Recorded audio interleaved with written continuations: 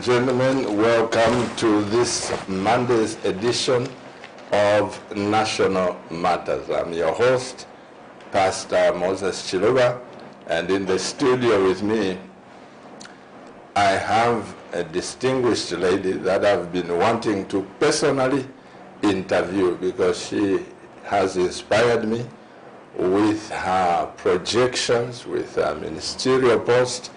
In the studio with me is no other person but the former finance minister and also the FDD president, Madam NAWAKWI. Welcome to the program.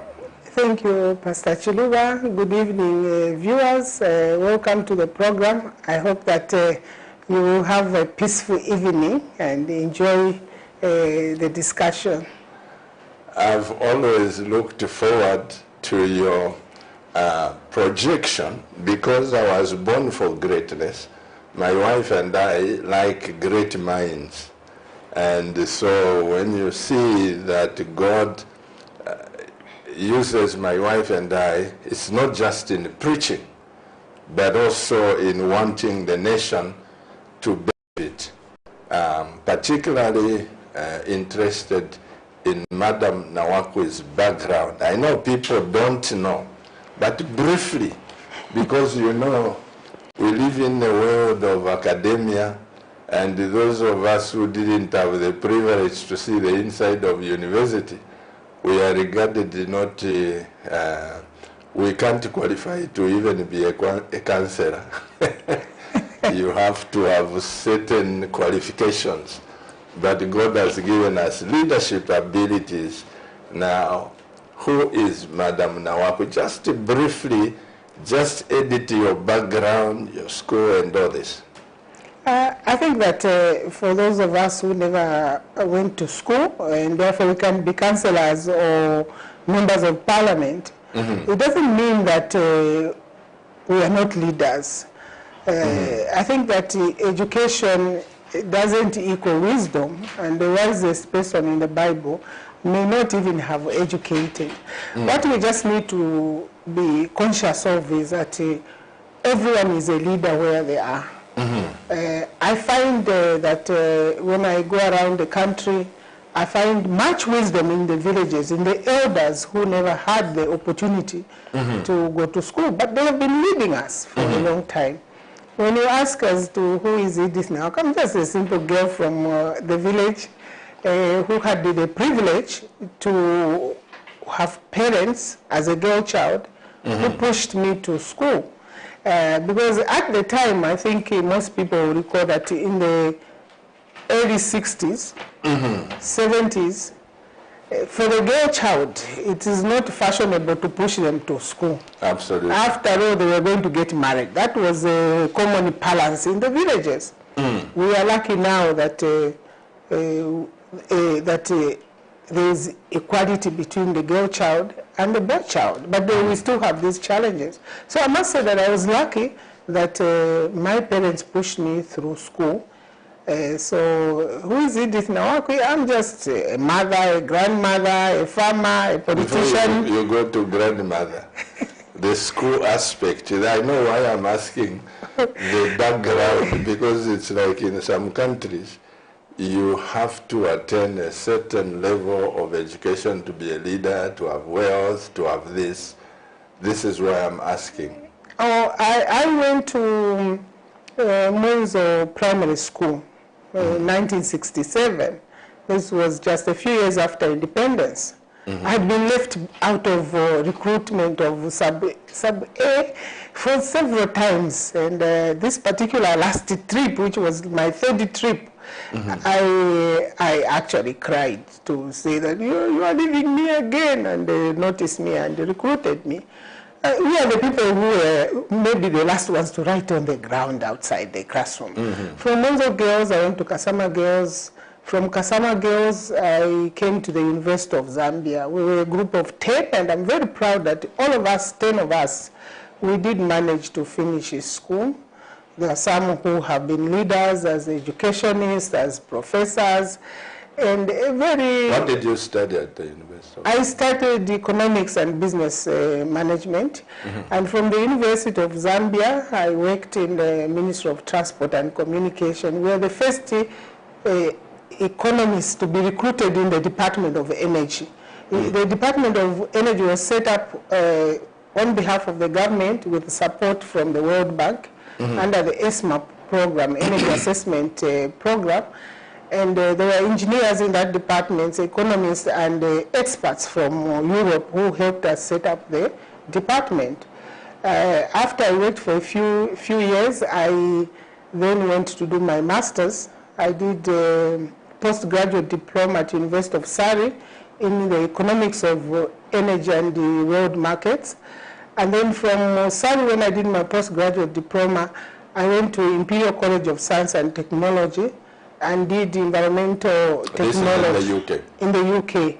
I was the first Zambian girl to go into Imperial College. So I'm a graduate of the IC. We always say that IC graduates, anyone, if I say I'm an IC graduate, they know that besides my degree, I have got a diploma of Imperial College. So that's what I did. I came back to Zambia.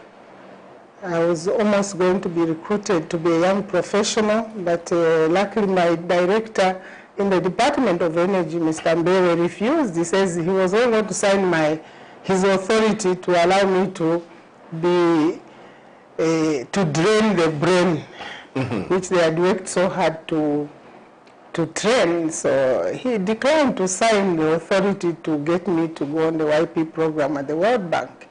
So I came back and rejoined the Department of Energy just for 1 year. So that's the academic background. Then I went on unpaid leave. As usual, I liked to work at the market. I mean, at the time that I was working, you get something like 200 kwacha, and it wouldn't go around. So you had to hustle and tumble and do other things, work at the market, which I had started doing even when I was at University of Zambia. Because I would come from Nakonde. When I came to Lusaka from Nakonde to join the University of Zambia, they used to give us 2 kwachas transport allowance to go back.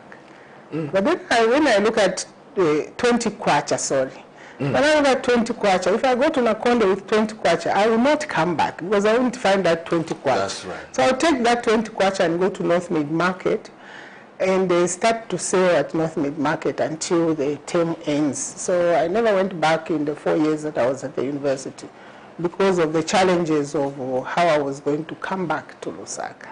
So hustling is, I think, something that I grew up doing, working even as a primary school going child. My mother would send me to Nakonde to sell wares, to buy books, buy uniform, buy this and that. So that's my life.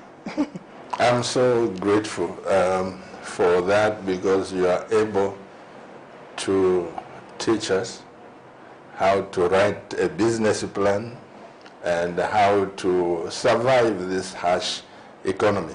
I want to ask a question, Madam President, and let me lean on former Minister of Finance so that people are not just thinking you are just a political leader, but during your ministry, as your assignment as Minister of Finance, you served for how long as Minister of Finance? I was in the ministry for 11 months, but if I recall the note which I got from some of my colleagues when I was leaving, and that was a note from the USAID resident director then, he said, I ran a very short race, but very effective. Yes. Because at the time that I became Minister of Finance, the international community had abandoned Zambia in terms of supporting us. When we took over government from the UNIP, I think everyone recalls that we had a debt burden of over $7 billion.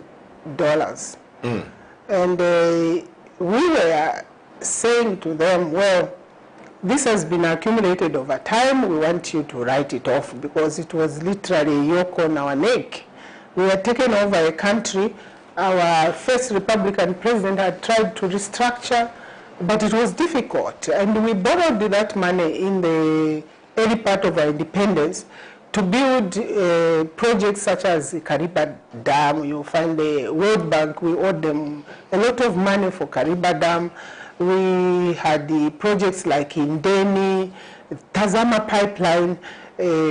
I think those of the young people who are growing now, they may not even understand that at independence there was only the city airport. Absolutely. And during UDI, it was extremely difficult to bring in products into Zambia, but there were engineers, astute engineers such as late Andrew Kashita, the Simon Zukasis. They could land a Boeing at a city airport, and that's the difference with some of our young people we have now. The creativity is not there. So for us finding that debt and there being nowhere to turn to, we had to try our best to get the debt written off. And the justification was there that Zambia was home to the liberation movement. You see these documents, I'm reading the International Monetary Fund current agreement. There is no inspiration. This is a current one. This is a current. The 1.3? The famous 1.3 billion. I find there is no creativity around the debt. And I look back, I smile. When we try to comment, Pastor, they'll say, you know, shut up, you left the debt. But look, we had the creative minds in that cabinet of President Chiluba. Because people sat down and said, how are we going to move forward? We have debt and we don't have resources. So we did a couple of things which together culminated in us getting the debt written off and getting this country to start on a path to growth. And it is a question of things. You can't just do one thing and say, I'm going to borrow, I'm going to get it written off. You also have to look inwardly. For example, when the first month of President Chiluba's government, we couldn't even pay a debt of $10,000. All the creditors had given up, and some of the obligations which we couldn't reschedule or ignore because they would have caused a run on our country, we had to go out of the formal government system to borrow from the private sector to pay a foreign debt. For example, we'd go to Citibank to borrow, we'd go to the UBS and borrow money to be able to buy products. But we had a creative way of doing it. You get everybody in a room and say, what do we do? And that's what I miss about managing our country now, because it is not the politicians who were managing the country then. I recall when I was Minister of Energy and there would be no petroleum products because Tazama pipeline is closed and there's a shutdown at Tazama and you can't do anything, and you simply have to ask the public servants, what do we do? And it's amazing the amount of ingenuity, the amount of creativity that we were privileged with, because they would always come back with a solution. Give them a question, give them time, they'll come back with a solution. And to the point where one time the Tazama pipeline we couldn't offload because the buoy was off, for example, that's in the energy sector.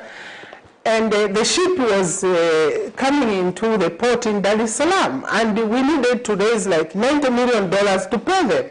And I was just advised by the staff, tell them that there's force majeure, we can't offload, the buoy is off, they either sail or we can't take the demurrage charges at the port. And I remember calling the suppliers in Paris and so we have a force majeure, either you offload, but we're not taking the responsibility, you have to wait until we clear the problems. But you can't do that as a politician. You have to rely on the creativity of the public sector. And they offloaded. They offloaded. And when I went to cabinet and said they have offloaded, President Chilwa says, how did you manage it? And I remember another time, there was no petroleum products. You wake up in the morning, because we had a system.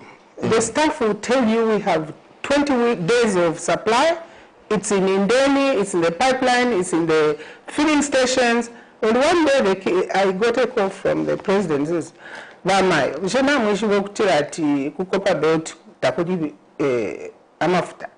are finished for your for minister. And I said, what do I do? I called the PS, then PS Roman Sampa. PS, what do we do?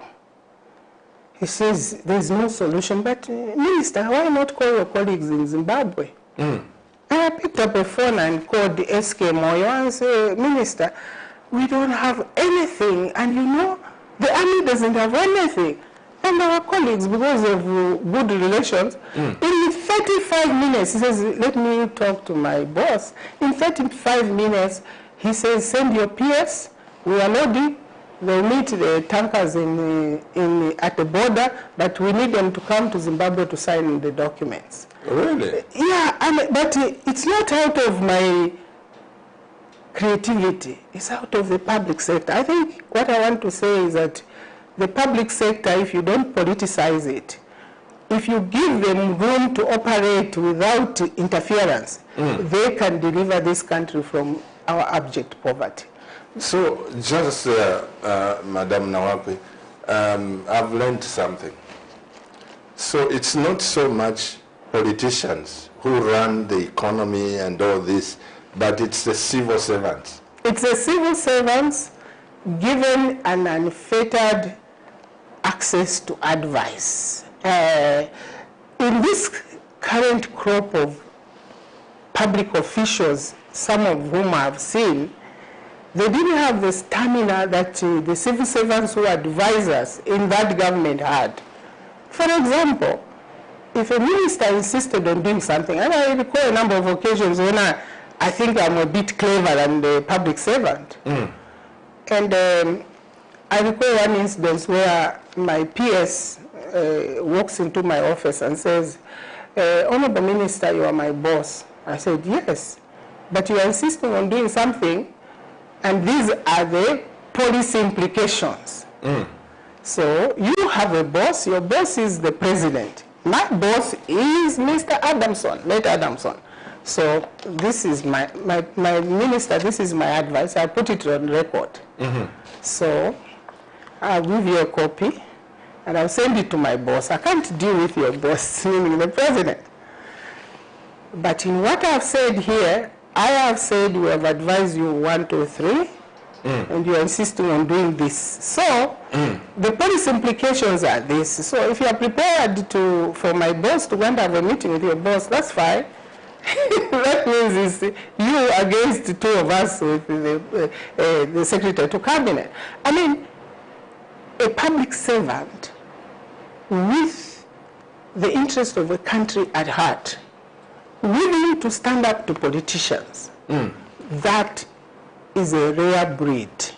And these public servants I'm talking about, these are the public servants who went through NIPA, who knew general orders.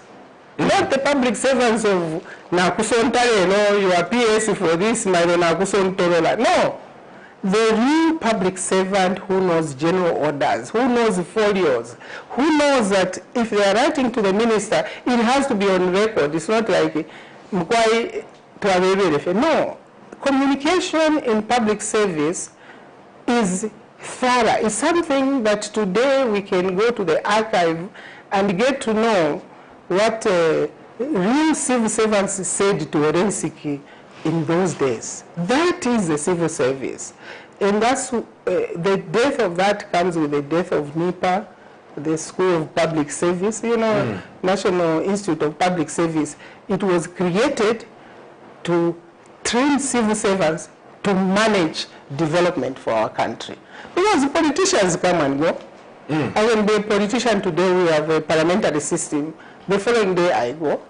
Like you've seen, we have had changes. How many times have we changed? We need to go back to a professional civil service. So anyway, I diverted on that. I wanted to say that besides being Minister of Finance, I was Minister of Agriculture. But before you leave that point, Madam President, you see, I am a very firm believer that the Bible says, let each person abide in his calling. I'm a very firm believer. In the church, I've got people with master's degrees. I've got professors in the church who have managed economies of the world, who have lectured in universities and all this. But when they come to church, they don't tell me which verse to read on Sunday, because they sit there as professors and I start teaching them. What I'm saying is this one issue that you have brought, which is very cardinal. My wife will tell you, or agree with me, that in the church, I had one of the church members who was my church administrator. His name was Mwansa Mutanuka. You may know him. Yes, may his soul rest in peace. One day, Mwansa Mutanuka comes to our house and he says, Pastor Chiluba, I've been appointed by President Chiluba as PS for agriculture. You remember that time he was the general manager for National Milling. Okay. After managing Chilanga, managing some big corporations, and a very thorough person. So my wife and I rejoiced that God has favored our church member. And before, when I was saying, praise the Lord, when are you reporting? He laughs and he says, no, Pastor, I've declined. that's what I said, why? He says, you know, Pastor, me, I'm a professional person. I don't like to be a political figure. I'm a qualified economist. I've got this degree, and I like my job. And then he says, Pastor, I won't mention the minister, I'll tell you later. He says, do you know that the politicians came to me in your government and said, we want to import this commodity. He says, we went to Brazil with a certain minister, and he looked at the substance. He said, sir, this is substandard. You can't import this. The yellow maize. then you know what I'm talking about. So he says, we can't import this. And the minister insisted, you must import. So he says, okay, Minister, I'm putting it in writing. You sign here that you have instructed me. Story short, the minister signed. And yellow maize was in the country. And when President Chiluba asked, and they called him on parliamentary committee, and he says, no, I refuse. But the minister, they said, have you got evidence? And he says, yeah, you know the story. Yes. Said, here is the evidence. When President Chiluba got that, he fired the minister. No. But what I'm saying, what you have said, Madam President, I look at whenever government changes, you find certain PSs who are heavily qualified, flushed out of the system, and others are brought in, cadres or political praise singers, they take over as PSs. What are the implications of that? The implications are that the people, because the politicians are attached to the people, are not being properly advised. You see, I was lucky because I had worked in the civil service, so I had the prior knowledge of the orders, and that's what my PS then, when we started, would say, but you were a civil servant like us. You know the rules. And that helps. But what I found was very helpful is when the public servants are standing on the truth, on professional grounds. And if you are advised accordingly, you succeeded. And if you follow the advice of a public service, then you come out as a performing minister. They will write you nice speeches, you are on good rapport with them, and that interaction translates also to the presidency. I found myself declining instructions if I didn't believe in them, and if I feel that if I'm told that it must be done, I go back to my PS, what do I do? And there's a very nice way of saying to the president, I've done this with your instruction without telling him that he has instructed you. The civil service balance is actioned as directed. So I say, Your Excellency, finding clause, the statutory instrument number S1 what, actioned as directed. And then I go and here you are, and in those days you know that we had our able advisor to the president, the late Alexander Chikwanda. He was a very astute public administrator. You give him like this, he said, oh, can I know why you have written it like this? I said, but look at the document attached. I don't believe in that, but I have no option, but I have to sanction it. And those type of notes save you when investigations start. As in the case of my late brother, Mwansamutanika, because the wrath would have been on the professional. Why didn't you advise the minister? But he takes the back seat and says, Minister, please, can you instruct me? Ministers are not supposed to instruct. No minister is supposed to write a letter and say, you know, PS, can you do this? No, it's supposed to be the PS writing to the minister, noted, but you write to the PS and say, can you execute tender number 55? No, that's out of step. If you know public service, and I think that the Secretary to Cabinet needs to take responsibility for this, because for me, who was a student of late Adamson, he put us in a room as politicians. This you can't do, this you can't do, this you can't do. These are your general orders. I give you a book, take this, go and read before you go back to your office. So you know. He's addressing ministers. Yes, he's Secretary to Cabinet. He's your Secretary to the Cabinet. He's the executive officer of Cabinet. But these days you find anyway, that's them. That's them, it's history, but I yearn for a professional civil service, because what they can do is very, very important. And this is the point I was making in my area submission, that this Constituency Development Fund, which has just landed in the middle of NAWAKWI, thank you very much, we are grateful. But who is the accounting officer? You want to go to my village and tell my young brother and say, here is 40 million kwacha. He's never had 40 million kwacha. You say, give us a proposal to put fish ponds or form a cooperative. You know, that, not even in heaven are things done like that. God sat down and said, today I'll make this, today I'll make this. There's a plan everywhere. There's a plan. And I say, look, friends, listen, we may be called, you know, useless, mad people, but I'm just begging for one thing, a recognition of the fact that we have trained a cadre of public servants who are highly educated in this country. When I go to Chama, I will find a district agriculture officer. I will find a district medical officer. I will find a district water engineer.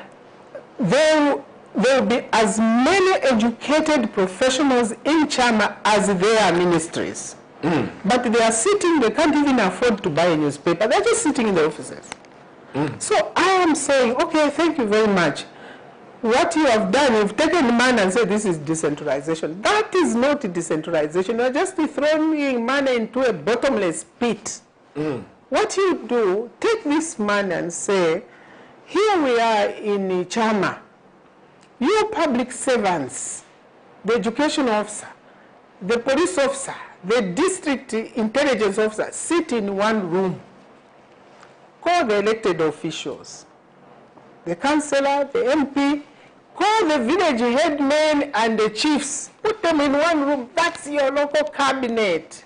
And say, I have 25 million kwacha here. Go back in the communities. And they are not going in a haphazard way. They are going to the wards. Because in Nakonde, there are 12 wards. So 25 million in Nakonde with 12 wards. I can assure you, when these public officials go in Musele ward, they will meet with the councillor and the villagers and village headmen there. They will then have a local cabinet meeting with the councillors. What are the priorities here? Is it water? Is it education? Is it pit latrines? Is it inputs? What do you want to do? What is your challenge? Is it deforestation? Once they identify, if it's education, the district education officer takes responsibility. He doesn't build schools. He will define what he wants, where he wants that school is. He will go to the Department of Housing, which is in the district. Can we have the plans for this school or for this clinic or what? And they will supervise. And then as their boss, as president, I'll be calling on the staff there. What we need at each district level is to create the Office of the Auditor General so that we can audit that money. And the district staff who are public officials on central government payroll, we give them jobs to do. Right now, we've sidelined them. They say, no, take the money to NAWAKWI's village at Nega. Go and ask the young brother to form a cooperative. And obviously, my brother went to school, he will form a cooperative. But what is he going to do? What is the output that we want from these people? How are we going to measure that? And when we tell them, our colleagues who are in government, you know what their answer is? You don't know. This is decentralization. Talk about this money. It's a lot of money. No plan. No measurable output. And it's going to be money in a bottomless pit. So, for me, I'm worried. And I think the government needs to pull back and realize that we can't invent the wheel. We have a district agriculture officer there. If you want people to form cooperatives, involve him, involve the Department of Social Welfare, involve them, let them do it. But let them be in a cabinet setting at a district level where they check each other, where they audit each other, and then they can report to us as politicians. I think we will make progress. I've been saying that you've sent money to Nakonde, thank you very much. You say, no, keep quiet, the money is in Nakonde, but between Nakonde and Nyara, the road has been impassable for years. So how is someone who is in Nyara or Shemu going to send the application to Nakonde? Go on, they can't go on a scotch cart, there are no scotch carts. If you asked the people in Nakonde and say, what is it that you desire most? I'm sure they would have said the back of the 25 million should be used to upgrade the road between Nakonde and Nyala. And then you have development. Communication is development. People move. But if you go to Mwenimpangala, who is near Malawi, you can't reach Mwenimpangala. You have to go to cross to Malawi and then go the circumspect way to come to meet the chief. And the soy is good. You can pick that soy and put in your mouth and eat. And there's no communication. So you can even ask me and say, oh, you're a leader from Nakonde. How do we deal with Nakonde district? You have a district. Each one of us has a district. Let us talk to each other on the level of development, not the level of politics where I think we are opponents. But if we want development for this country, sure, we should consult each other. You can't just drop money in Nakonde. I was Minister of Finance. I have no say in what can happen in my district because I'm in opposition. I think that's backward. And this is what, Madam NAWAKWI, gets to my head, because I really, if you are a Zambian, these political jackets are separating us, dividing us, and not taking the country forward. Does it mean for me to be part of the development like yourself, with that vast knowledge, which we need? Do you have to affiliate your FDD to become a political alliance with the UPND for them to hear you? I want to find out that, because it's like once you say, I am in alliance with UPND, or I'm in alliance with PF, then development will come. Even in your time, they would say, vote for this MP during the campaigns. If you want development to come to your area, vote for this one because it's going to work with the government of the day. Now me, an independent person, I cannot be campaigned for because I am not for the government. Why is that? I think that, as I said to our colleagues in Washington, poverty is an enemy of democracy. And on the African continent, it's not just on the African continent, you can go to anywhere in the world where there's massive poverty, people are manipulated to be able to sustain political establishments. And therefore, you cannot go to a person who is starving and say, vote for me. And people have realized in politics that they can manipulate poor people to follow them. And I think that's where I differ. And I say, let's decentralize. This story about Constituency Development Fund, its genesis is found in that house. The Honorable Ernest Mwansa and the Honorable Newton Nguni, being MP for Chief Nabuli and Kanchibia, year in, year out, when they were members of parliament, you just debate the budget. You've seen the way the budget is read. It's read on ministerial level. What is going back to your constituency? Nothing. So the two honorable members are the ones who propose that at least the MPs should be given some money to be able to do even a bridge or something. And if you look at the first program which the World Bank had provided to the government of Zambia, some loans, I was MP for Karingaringa, for Munali, and we were able to access a lot of money to build the projects such as Kalikiriki Police Station, Mutendere. We did a lot of projects in Simon Mwansaka Pwepwe Hospital, police station. We did those with the community. So the concept of local leadership does work. And how we did it, we created committees of eminent persons in the constituencies. For example, for the projects that I did in Munali, we had Father Banda from Mutendere Parish. He was chairing the Constituency Development Fund for Mutendere. And I can tell you, in that committee, when we were doing Simon Mwansaka Pwepwe Hospital, our focal point was home affairs. We went to the ministry, we went to police headquarters, then seconded the commanding officer for this area to supervise, because we asked them, we are building a police station, what facilities do you want?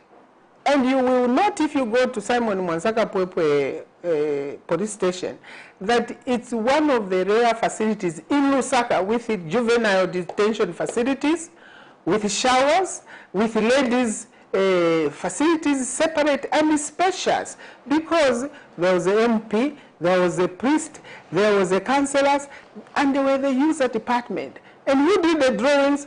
Works and Supply. That's the same concept I'm talking about. That go to a district and do it. But when you say that because you are from an opposing political party, it is for political expedience. It's meant to maintain the people in power. Vote for me, because if you vote for that one, they don't have money. And this is why first past the post system is the worst system of governance you can ever find, because the rich get their way. I always say that one day you find someone growing ganja and they will be your president. Because if you base on first past the post and you make it as expensive as we have made it here, you will definitely only going to get the smart children who have no money will never get to the front. The women will always be behind. That's why we try to propose in the Bill 10 that we have a proportional representation to cater for the youth, the physically challenged, and the women. Because look, it's growing. I mean, look at my campaign in Munali. Oh, NAWAKWI this, they label you, they do anything, especially for women. It's the most cruel system. But you find the men, you know, you find the men agreeing to archaic legislative clauses because it benefits them. It doesn't benefit the women, doesn't benefit anything. So development is being manipulated for political ends. Look at this IMF document. In here, they are saying we are going to increase the social cash transfer. If you give my grandmother 500 kwacha today, come back after 3 months and give my grandmother another 500 kwacha, does it improve the status, economic status of my grandmother? No. But here they are saying the amount of money borrowed, it will increase the social cash transfer, pay off some debts. There is nowhere where I can see that we are being allowed to invest in wealth creation. You're expecting foreign investors to come and develop my country. It will never happen. It will never happen. This is a fairy tale. This document, this agreement, because 1.3 billion is money borrowed which has to be repaid after 5 years. And if people are celebrating, at least remember that EDITH NAWAKWI and her colleagues, Katere Kalumba, the late Emmanuel Kasonde, the ministers of finance who were at that ministry, we got successfully managed to get 7 billion written off. At least we got it written off, scrapped. 7 billion. 7 billion US dollars. But in this document they are saying we're going to borrow and in 5 years time we'll pay. In this same document, International Monetary Fund has recognized that Zambia to date has been food secure. But they are saying remove subsidies on agriculture. So let me ask you, Madam President, we were told that this 1.3 is not coming with conditions. Are there conditions to? There are conditions. You have to increase, you have to remove the subsidies on petroleum products. They themselves say political economic challenges that they may be, I mean, the challenge that we have had here is that our Minister of Finance and this government are very opaque. We have, some of us, these documents are not on the securated. I don't know why they didn't securate them, because here they are saying that there should be agreements, national agreements. But this is an agreement between the Minister of Finance, the government, and the IMF. We have had no public discourse on this document. We could have commented. In this, they are concentrating, like their title, monetary policy, fiscal policy. Now, for me, what icks me, they recognize that this country has been food secure. That's the only thing that has held this country together. That despite the high prices of food, you can still see meal in the shop. That is security. The IMF and the government are trying to make our country insecure, politically insecure, and they note it here, that people have a fatigue to adjustment, and that the sudden removal of fuel subsidies, that's a challenge. Now, I thought they were only limited to fuel and whatnot, but now, take Central Province. 2 days ago, we had a press report which says they've reduced the number of recipients of these food packs, which don't take us anywhere anyway, from 100,000 to 54. You cannot just go to a patient on oxygen and take the gas just like that, without notice. It's insensitive, it's unacceptable. And I don't know what our government wants to achieve by such harsh conditions. Mr. Director, please, we need the telephones they are going through so that people can start adjusting. Give us the contact. Thank you so much. Sorry, Madam President. We need a government that realizes that it's pointless to go and borrow 1.3 billion when you are giving tax holidays which are more than that amount.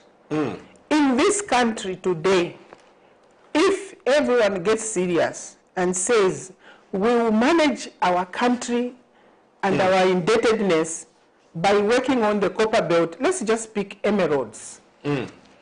You find someone has bought emeralds worth 2 million at this fake auction. These are just pent-up auctions. They'll say, we've sold $2 million of auctions of emeralds. Those same stones, you find a foreign account picks them up from here and pays maybe $20, $25 million. It's important that we get serious. It's important that we get serious. My suggestion is this. Let's say all gemstones on the copper belt, we are not going to have a situation where people say we are taking them to auction.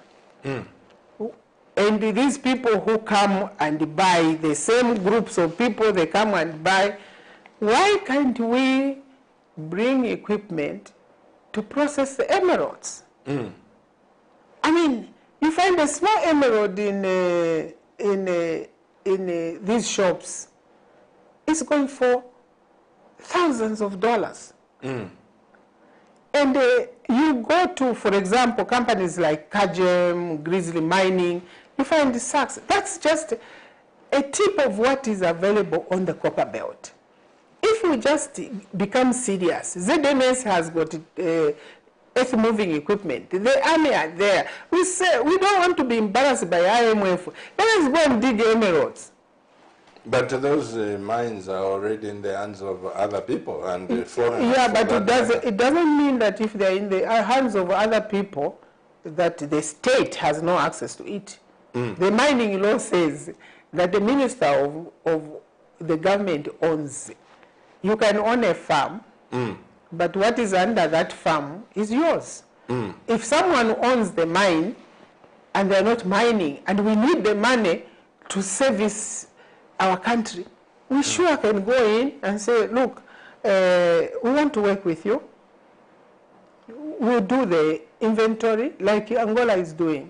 Angola doesn't give so-called investors free licenses. The government does the exploration and then quantifies what is there. So when an investor is coming, they say, oh, hello, you want this space? This is how much we expect. You are taking 49, we are taking 51. They go into a partnership, a non-partnership. But now you can say all these things. I think for a long, long time, even when I was Minister of Finance, I did advocate that let's take the Chilean model. Now here we are, whatever has happened, all our copper is in the hands of Glencore. They mine the copper, they sell to themselves. And they tell us what they have done. You go to the geological department, there, the assay's department for assessing. You can mine amethyst in Kariba, in Mapatizia. You put your amethyst in the container, and then you come to the Ministry of Mines and say, I've loaded 10 grade A of amethyst, 5 is this, like this, and the chief mining engineer will sign, you take your container and go. We are just, I don't know what to say, because when I say these things, they say NAWAKWI is a bit harsh. But look, God didn't just place Zambia in this spot for nothing. It's for our future, it's for our prosperity. Just from gemstones alone, and gemstones alone, you could get over in a year at the current levels. If you do it properly, police it, and the grid doesn't reach us, you could get a lot of money. All these trucks you are seeing carrying copper, have you ever seen the statement what they are doing there? No. They say they are carrying copper cathodes, but they are carrying gold, molybdenum, silver, they are carrying cobalt in that slate. Really? You find that now we have even our friends who do export, like, you see like a pot on a truck. Yes. Raw copper. Yeah. It's not raw copper. It's copper chaiye. In that heavy thing, there's gold. Really? Yes, but because we are exporting and processed products. What happened to the income from cobalt, which our late president was earning by getting copper refined in the copper belt? What happened to silver? Do you see any silver trinkets on the street? It's all disappeared. And we are busy, foreign investors. Ah, where was that?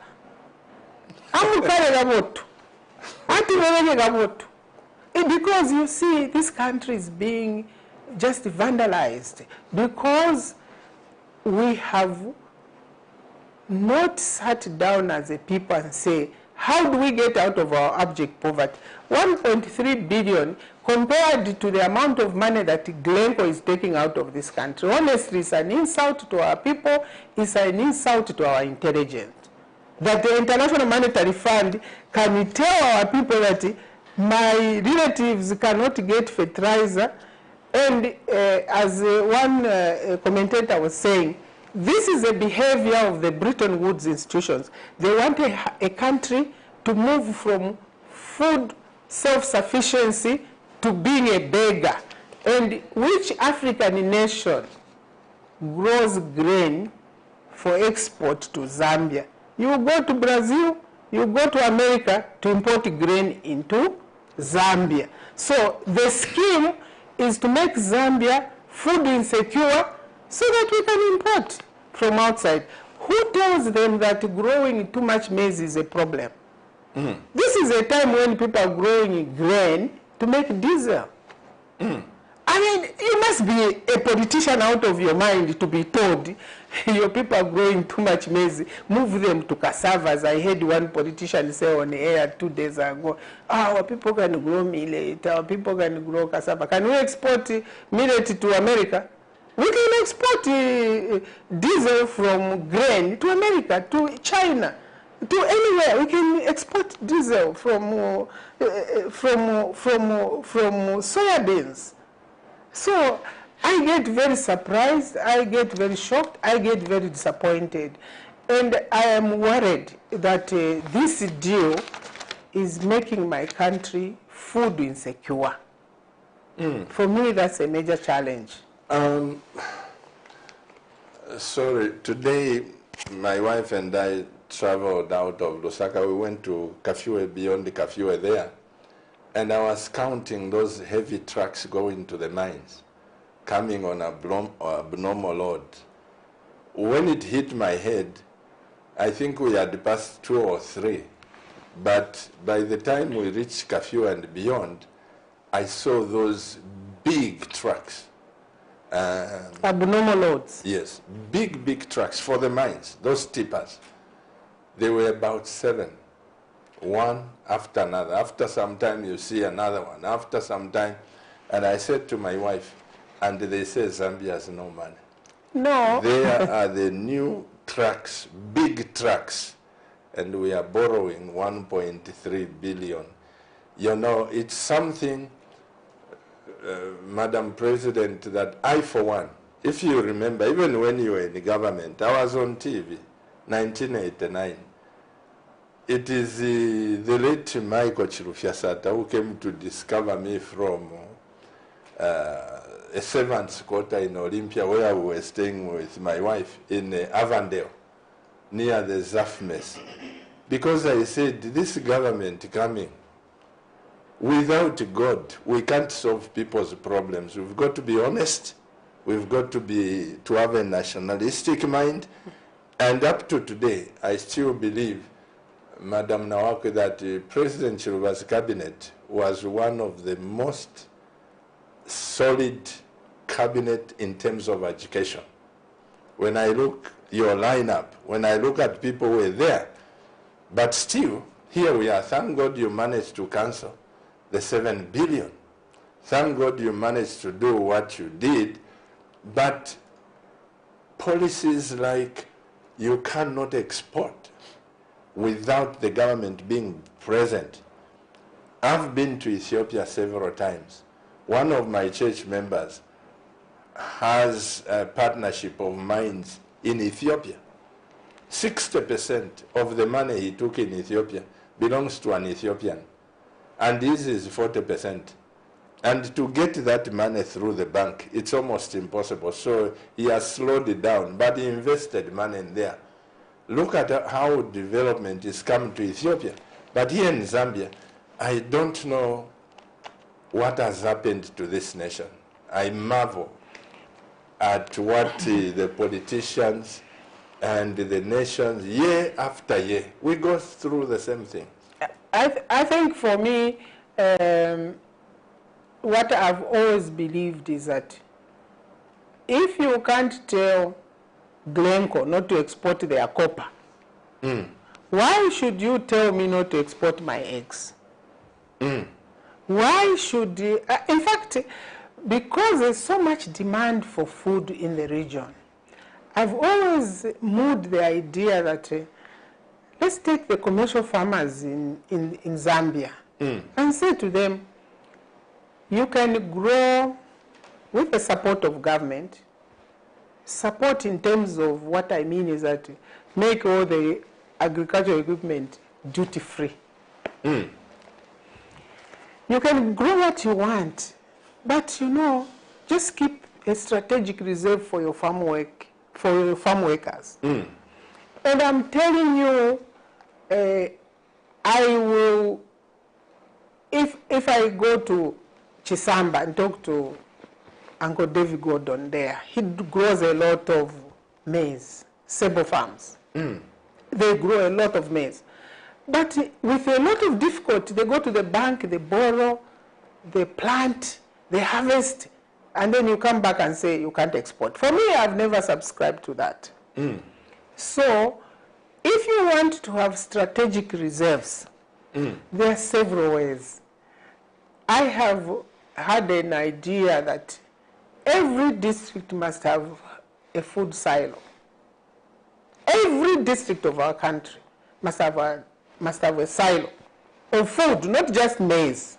I mean beans, I mean groundnuts. And you can easily motivate people in the village to say, if you're a family of 10, how many bags of millet do you use in a year? They will tell you maybe 10, 5. You say, come and store it at the center. Before we go to that, Madam President, I think I want to zero down to food security. This is why we have packed these things here. I want you to help the nation. And before we go to that, how can we change the narrative of what we are just talking about?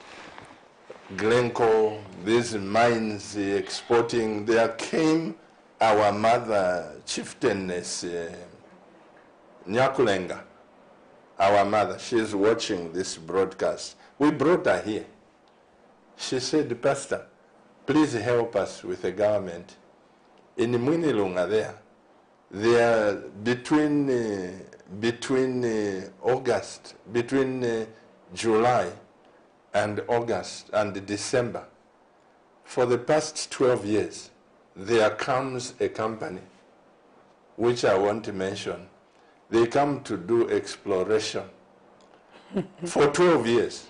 Once they finish that... and they're taking samples of the soil. The planes land there, helicopters. Oh, of course. The planes land there.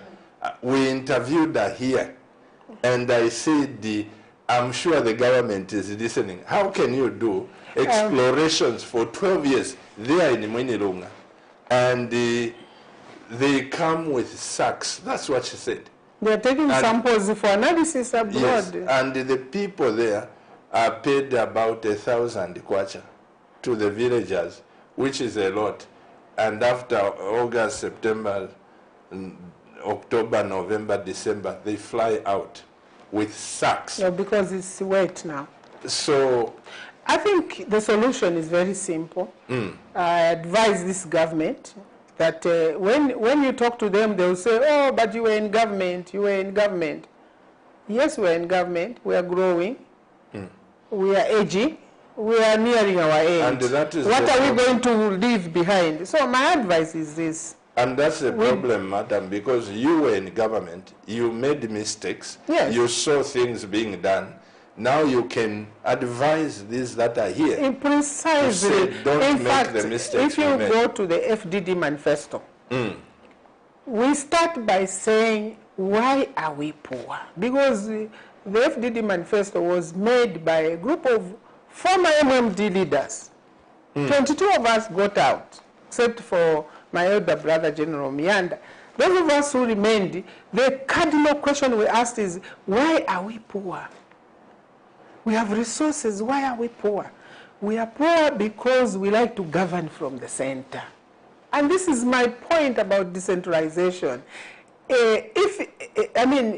President Michael Sata could read what we were saying, and he says, "Chichinechi decentralization Pangama district." Pangama district. But what is remaining? There's nothing remaining except to empower the public servants. That's all. And you don't have to employ them. They're already on the payroll. Organize them. Give them a supervisor. If you want the council secretary to be their leader, elevate that person. Give them the controlling powers subverted from the Ministry of Finance. So that when the Auditor General goes to Nakonde district, they are not talking to everybody. They will say, we sent you 25 million. How did you spend it? You will see development. Now, how do we change the narrative of our perpetual leakage in the mines? We have ZCCM MIH. Let all exploration be under ZCCM MIH. Let every block be quantified. How much is owed? Exploration is an expensive business. And the same monies we are borrowing, the same Bretton Woods institutions can actually assist the fund. But also, if we structure ourselves properly, the money from emeralds, from manganese, from what, in a year we can probably do 3-4 explorations. When we quantify what's at my mother's village, at my Chief Nyakalenga, then we can say, you want to mine, this is what is underground. The challenge is that Zambia is mapped as a mineral rich, but we don't know the value of what is there. Absolutely. We've just been scratching on top. So, you know, with privatization, the geology department was the exploration, mineral exploration department created by our first Republican president. You remember there used to be an exploration department. It is imperative that that department be reconstituted so that we can know. The people can say there's emeralds there, there's gold there, we go and find out what is there. So, and then you cannot have a frog empty its own pond. This is a scandal of Grenco world over. And people must read the history of Grenco. It was created by Mark Rich. He was a trader in America. I mean, read that history. It's not a very nice history. But here they are the largest miner in our country. And they mine, they sell to themselves. Insider trading. When a Zambian has one egg, you say, or bakut, but when Grenco takes our minerals, they are watching them. No, these are investors. For me, this playing to investors, I've never subscribed to it. I've always thought that a partnership between the state and the private sector is a good relationship. It's a very good relationship. And I was beginning to be happy when the previous government was starting to claw back some of these mines. I said, when these people are leaving, now in the next era, we are going to have partnerships where government even has 20–25%. They will tell us, oh, you privatize, but look at the history of what I did. I am one of the few who actually said we need to have a golden share. If this World Bank say nothing, how are you going to control these people? There are projects like Kajem. We left 25% in there. It's elected President Mwanawasa's government that sold. So if Kajem mines, we were expecting to get 25% profit. Even a ZCCM, KCM, government left some shares there. But some other people come because what this government does is not good for the next government. Everything is bad. But to have a share in a business, I don't think it's wrong. Now, here, the government has cancelled most of the loans which were borrowed from China to a tune of 2.2 billion. These were loans. If I were Minister of Finance, I would have taken the first plane to go to Beijing and sit down with them and say, can we restructure the interest? Because it was the only thing which the people were complaining that Chinese loans are at higher interest. We'll say, look, we don't want to go and deal with IMF. These projects, at least these were projects to do with projects like Masaiti Dam, cancelled. A lot of projects which they issued that say these projects are cancelled, a lot of them. But I was expecting that if they cancel a total of $2.2 billion cancelled for undisbursed amounts, when you have a loan to build Masaiti Dam, your people are being employed. When you go to IMF to borrow money, to pay interest, you are servicing the outsiders. So, a clever way of dealing with our situation would have been for this government to be upfront with the Chinese government and say, please reschedule the interest. When I was Minister of Finance, I went to Paris. There were two countries which were not members of the Paris Club. That was Russia and China. And we couldn't deal with the Paris Club until we had agreed with Russia and China. And I got them to reduce the interest, reschedule, and write off. They were not members of the Paris Club. So it depends on how you're negotiating. We are different. We have different orientations. And the only orientation you must have when you're negotiating is at the back of your mind. It's not the central bank. It's not the trader on the street. It's that mother in Mugubudu. What is it that is in this document for them? In this document, there's nothing for the people in the rural areas. There's nothing for the poor people. It's just monetary policy to have reserves at the central bank, restructure. It's chizungu. So for me, when I was negotiating, even with the IMF, I told them, our people have to eat. Here they have clearly said the poverty levels are extremely high in Zambia. So how can you in another breath say remove subsidies on fuel, remove subsidies on agriculture? And I used their own words, which they write here and say, oh, this is signed by the government of Zambia. I used their own clause. I said, you have said here 75% of Zambians are extremely poor.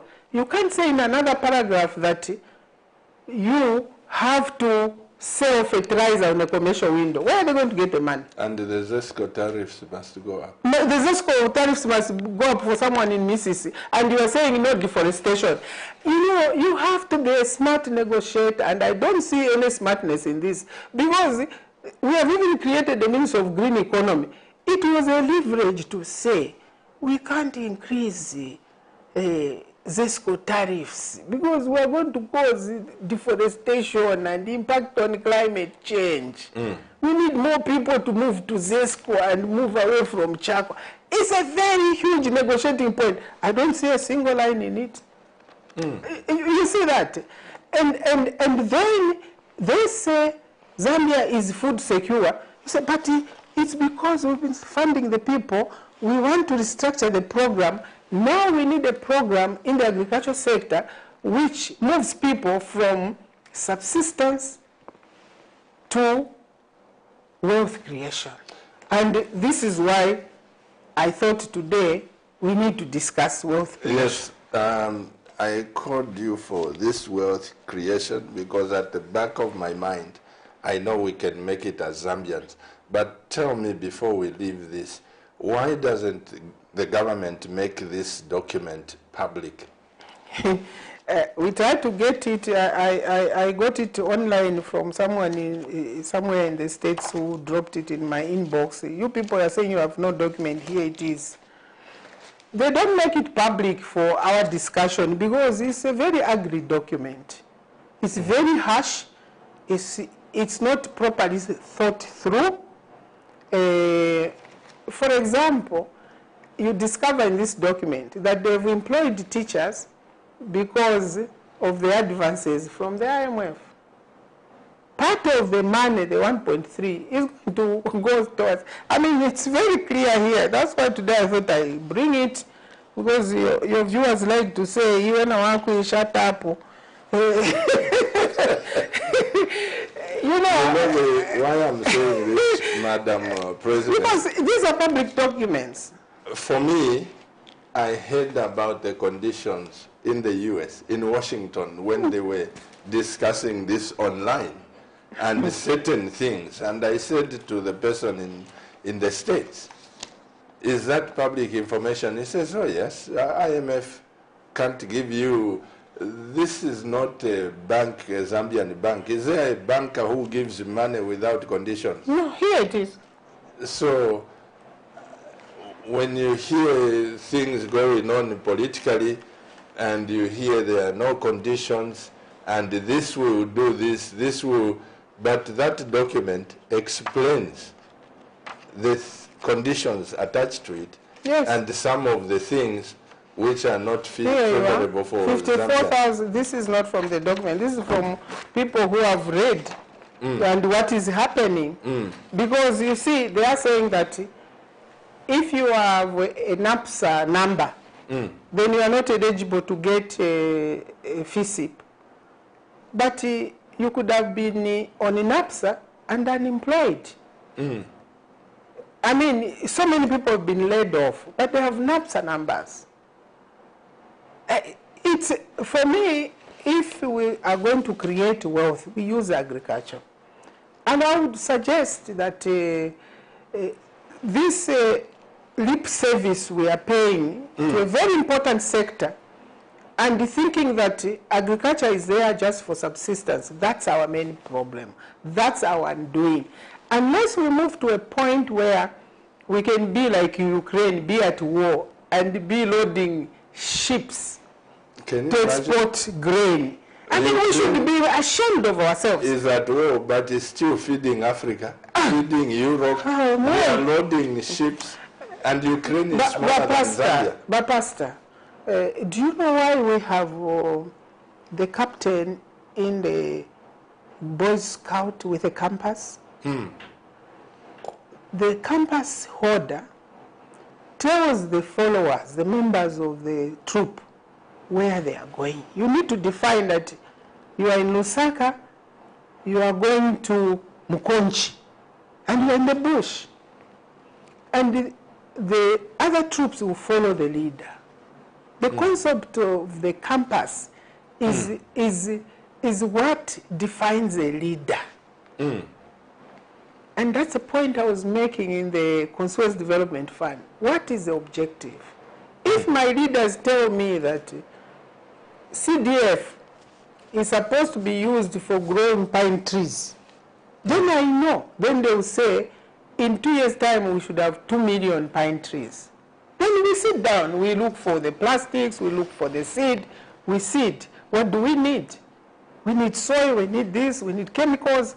We do that. But if you just say, here's money, think of what to do, what is the role of a leader?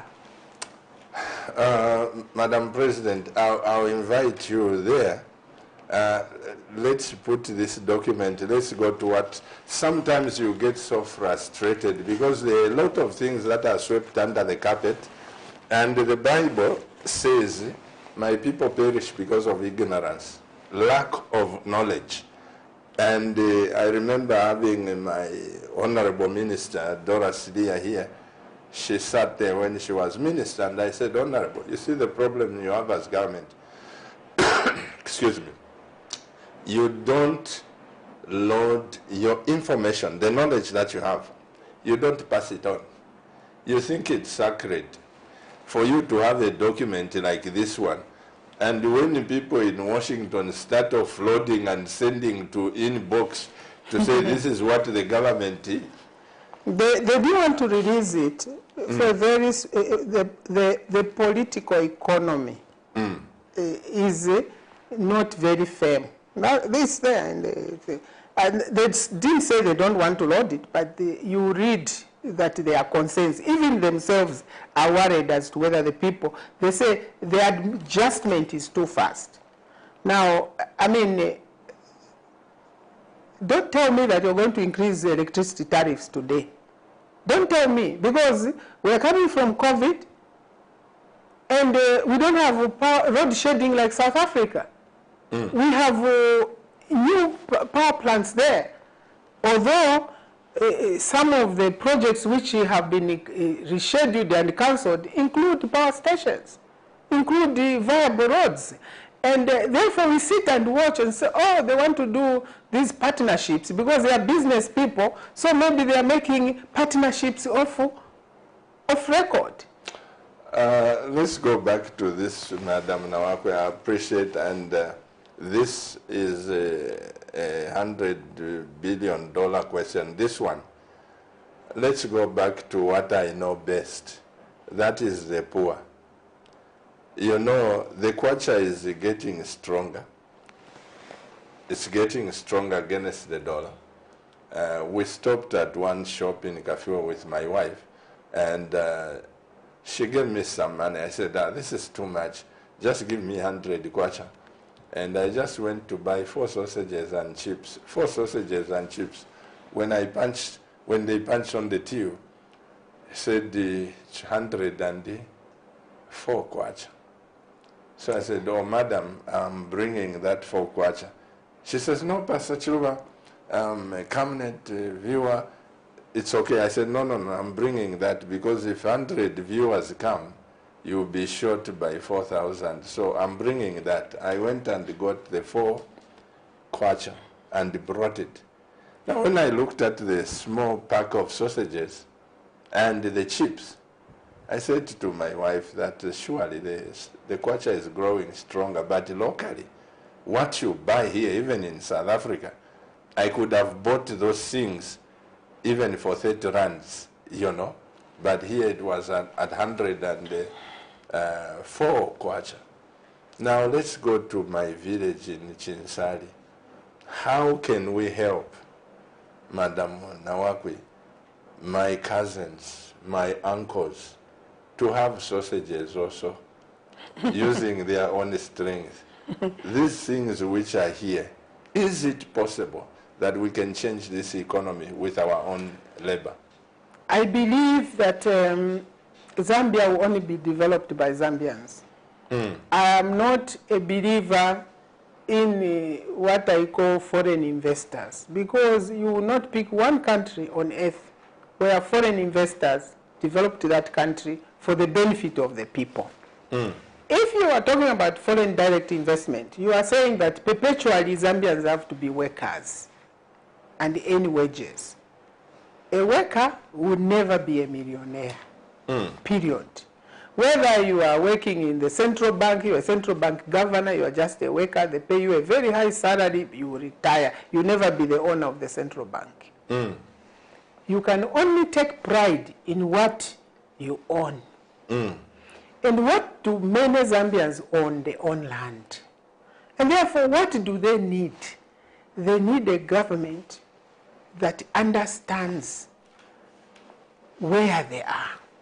Right now, the dollar can even sell at 1 kwacha to $1. As long as my relative in Karikiriki has no emotional relationship with the dollar, it is as useless as saying to them, showing them a Brazilian dollar. That's how useless money is. Money is only useful if it can be used to buy goods and services. So this story of inflation, when I was Minister of Finance and I'm talking to the World Bank and all these people, I used to tell them, my relatives don't eat inflation. When donors came to the Ministry of Finance and we were talking about fiscal, you know what I did, Pastor Chiluba? On 2 occasions, I got the ministers from abroad to go with me to go to UTH. I went there because they were telling me about this very nice language about Ministry of Health, basket, what. I said, oh, you're talking about my colleague's ministry. Me, I'm a Minister of Finance. There's no medicine in the hospital. No, we're doing a basket funding. I said, let's go. I told my staff, let's go to UTH. I went to UTH and there were people on the floor there. I said, that's your health policy on this country. I got another group. I took them in Skanze camp. I told them, this is where my police officers are sleeping. You expect an officer from Skanze to walk from Skanze to Central Police? You're talking of good governance.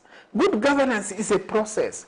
I must have a cop who is sleeping in a good place, who is waking up, who is happy in the office. I took them to Skanze and said, this is where the police officers are working from. Now, such a type of an officer, he doesn't have facilities. He's expected to be on the street. You want him to be civil?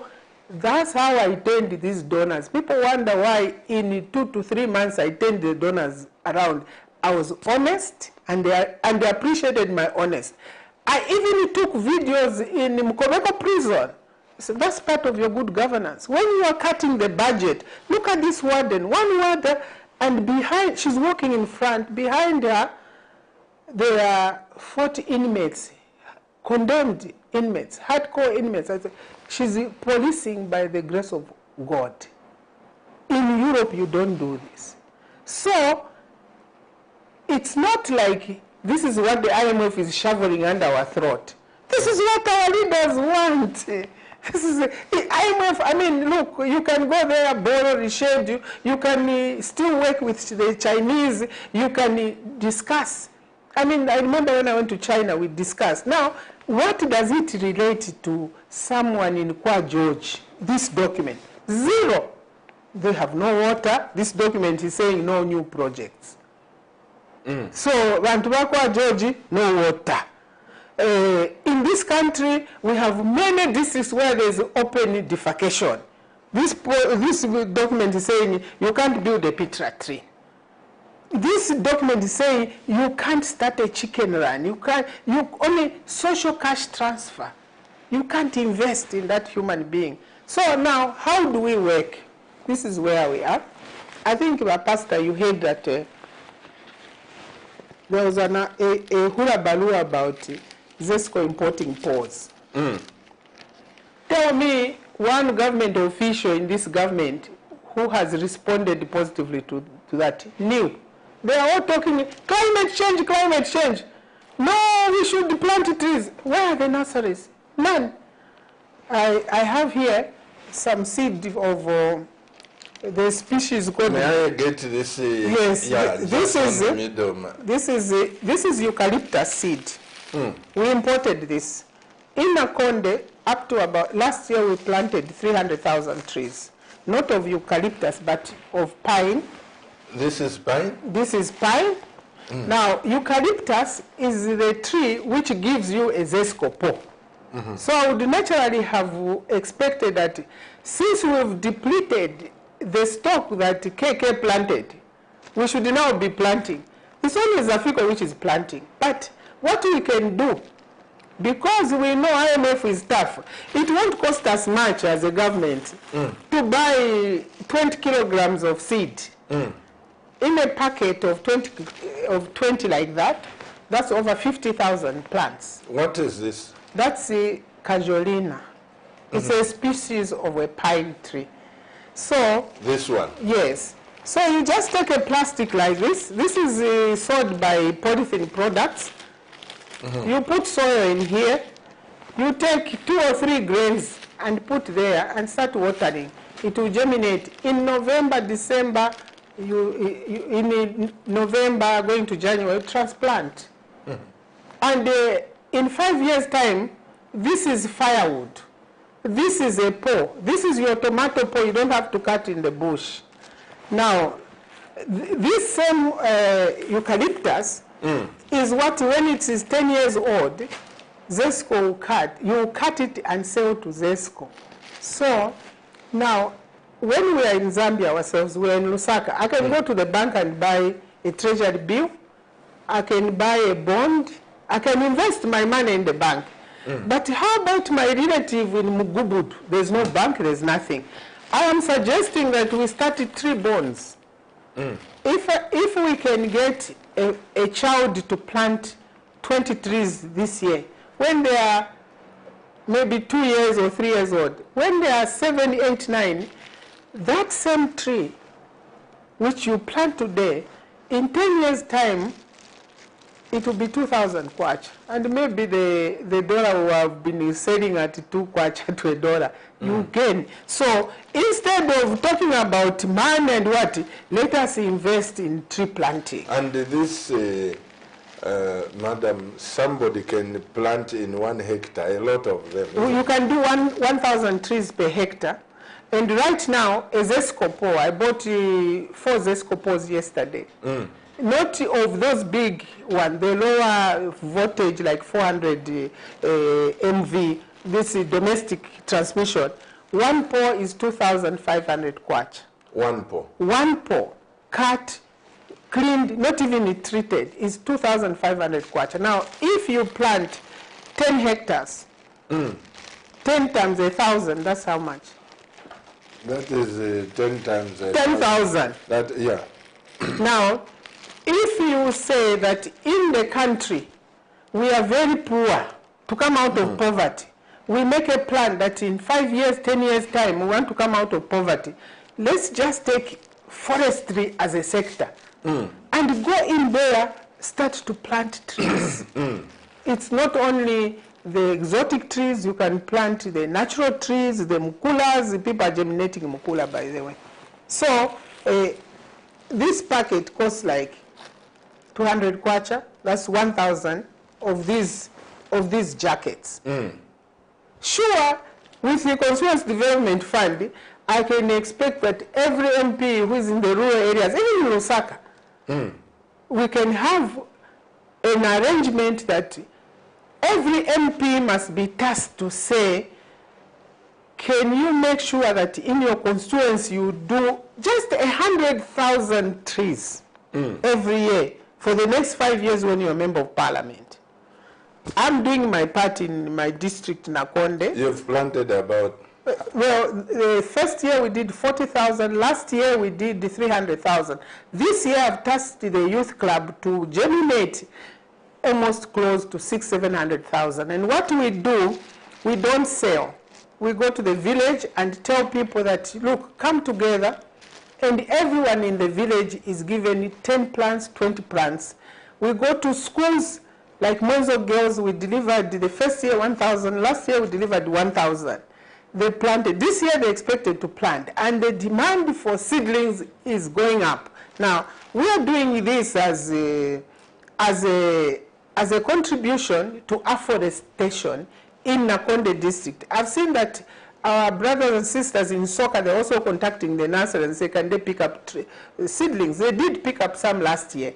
But the point is, money is sitting in the Constituency Development Fund. We are politicians, so why would you give Edith NAWAKWI money from Shani? She will become popular. So I do raise the money, I import the seed, and then I give to the young people. Initially, they used to germinate and sell a seedling for like 2 kwacha, 3 kwacha. But what I have said to them is that, no, don't sell, because you find that people don't even have 1 kwacha to buy a tree. So what we have done is they open up books, they get to a village, they record everyone who has taken trees. Should you die, at your funeral, they'll say, the committee in the village will say, actually, that family owes the committee trees, but they are not going to pay. When they are selling the tree, for example, we say, okay, if you lend someone 2 kwacha now, in 10 years' time, they should give you back 200 kwacha. That's investment. Your portfolio is growing. But you know that in 10 years' time, that tree definitely will be more than 4,000 or 5,000 kwacha. Per year. Yes. Yeah. So you can move from financial instruments to physical assets by starting tree planting. We've done, that's casuarina. This one? This is 1 kilogram of casuarina. Casuarina is a species which is like pine, but it's hard. You can use it as firewood.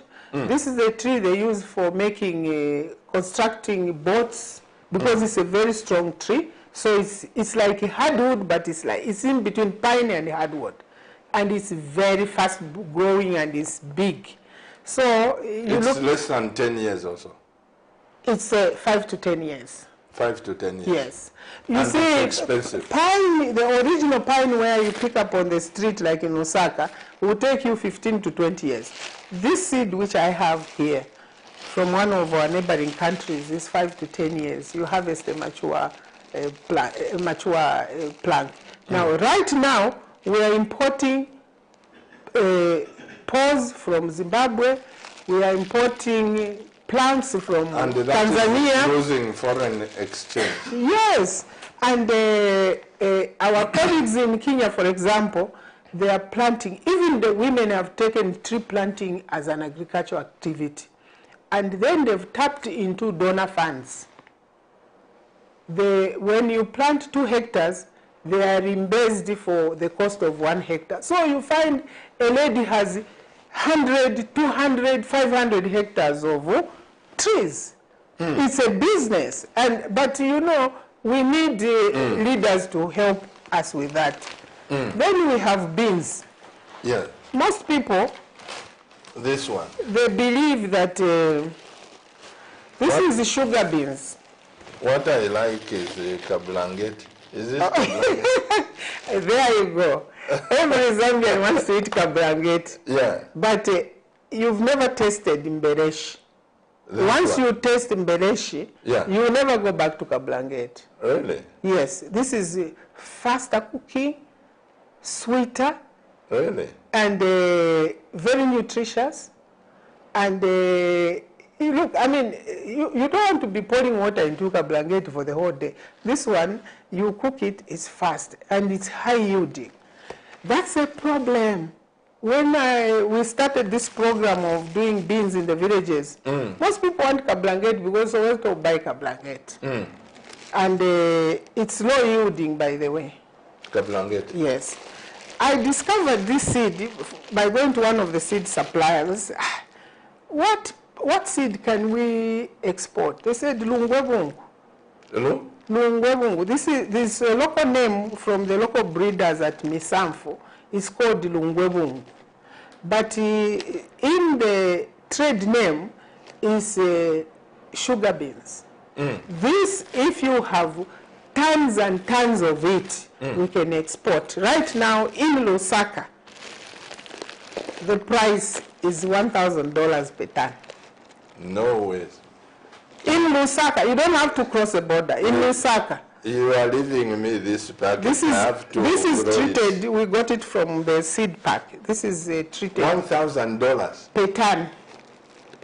You clean it, they'll come and pick it up from where you are. Now, if you say you have Consuous Development Fund, if you give me even 500, you give me, say, 500,000, I will invest in the seed and give to my mothers in the village.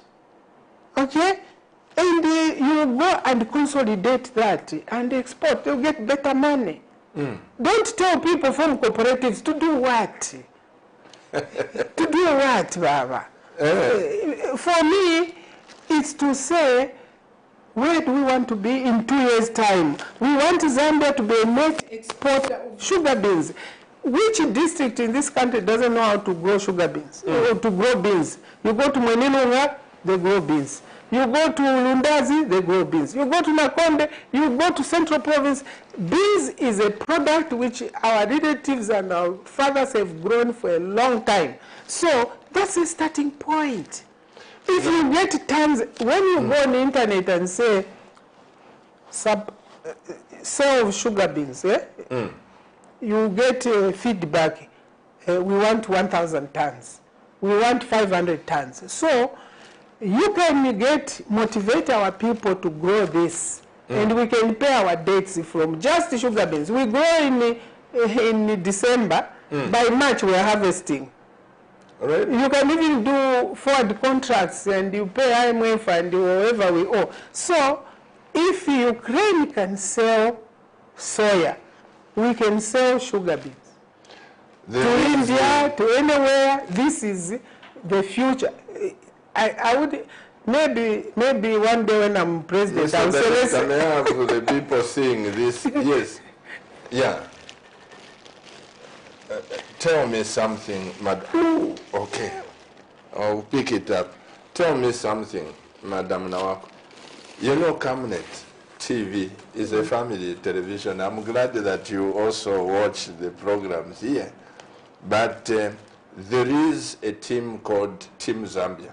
People who are very serious with agriculture. Can I forward your contact so that our Team Zambia can join this pack?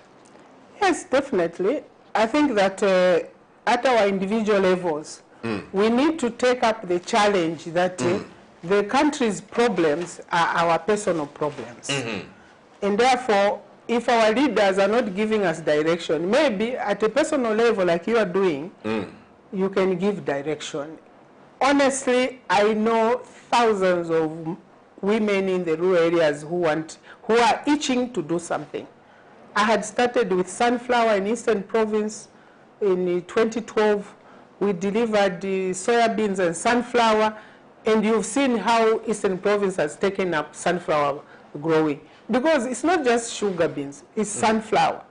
Any oil seed, you will not go wrong. Whether it's castor oil, there are different products. I want to show the people one clip. I like what you are doing about those tracks. I don't know. You are saying right here in Zambia, it's $1,000 per ton.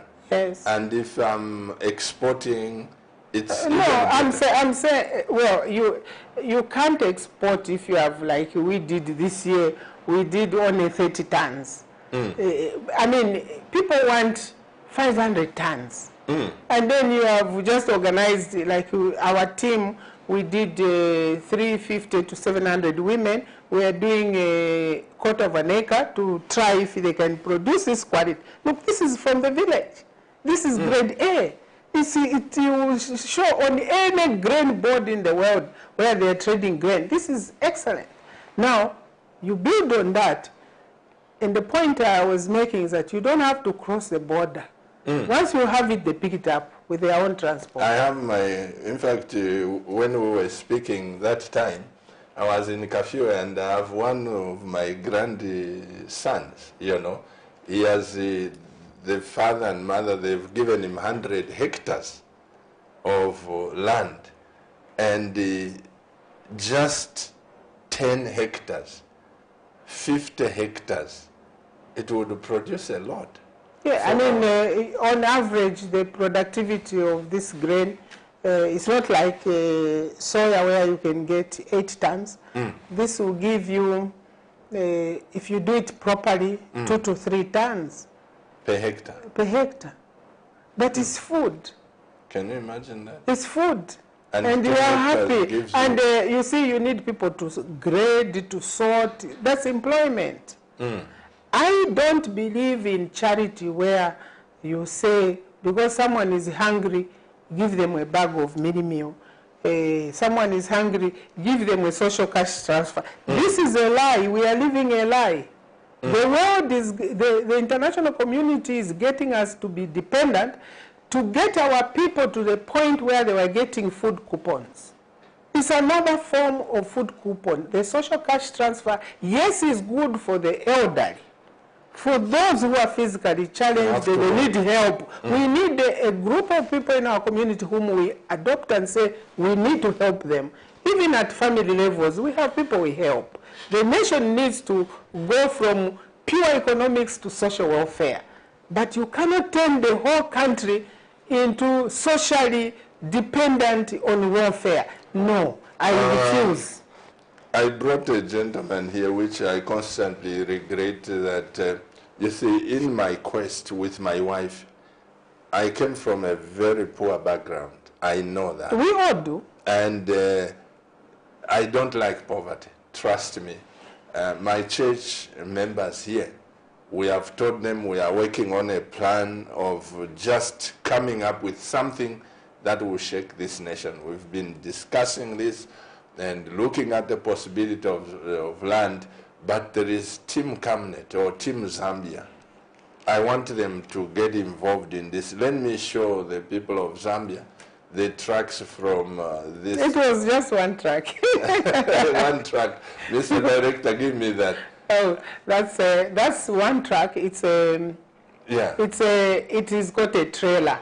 Yeah. So those are the 600 and something bags we were loading, and that's a Botswana truck. It's going back empty. Maybe it brought some of those big equipment, but it's going back with some beans. To Botswana? To Botswana to feed maybe teachers or the army. You see that. Now, you are saying that the people are there needing about 500 tons, 1,000 tons. They can even consume 5,000 tons. You know, when in the grain market, in the trading of grain, if you have maize, if you have sorghum, if you have cowpeas, I mean, the coordinator for this program, he sent me a message today that some people, call these people, they are supporting a program for castor growing. Now, what is castor oil used for? It's used in airplanes. It's used in many activities. Now, can you imagine if we become a net producer of castor seed? That's the mistake I was saying. You remember I was promoting the castor seed, but it was not properly done.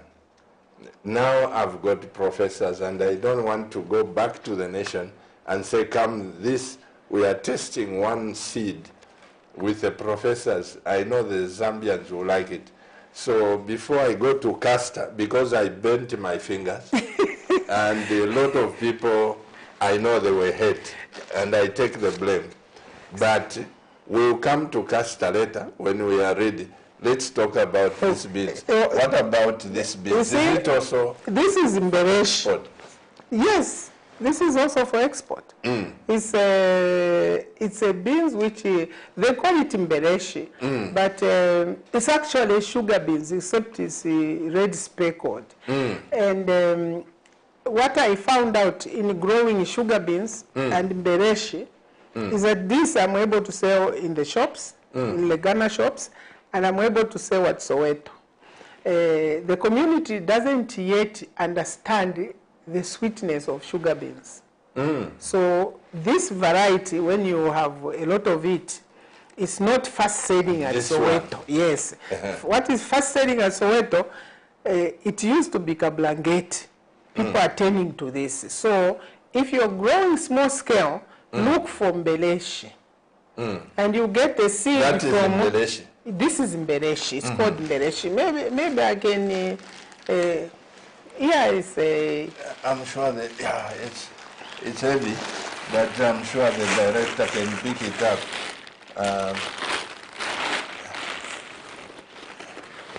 This one, Mbeleshi. My director, just zoom the camera here. Let the people see this. This is better than Kablangate. I wish I could cook the beans and stand in Cairo Road and get people to taste Kablangate and Mbeleshi. There are other very nice varieties of beans which are also used for export. There's also the white round one that's used in tinning. You can use this as baked beans. That's why it's so popular. And it's soft, it doesn't have gas, just as this one. Now when you eat some of our local varieties, they're not bred to a point where they've removed the elements which cause gassing. This Mbeleshi and sugar beans, I found it very nice.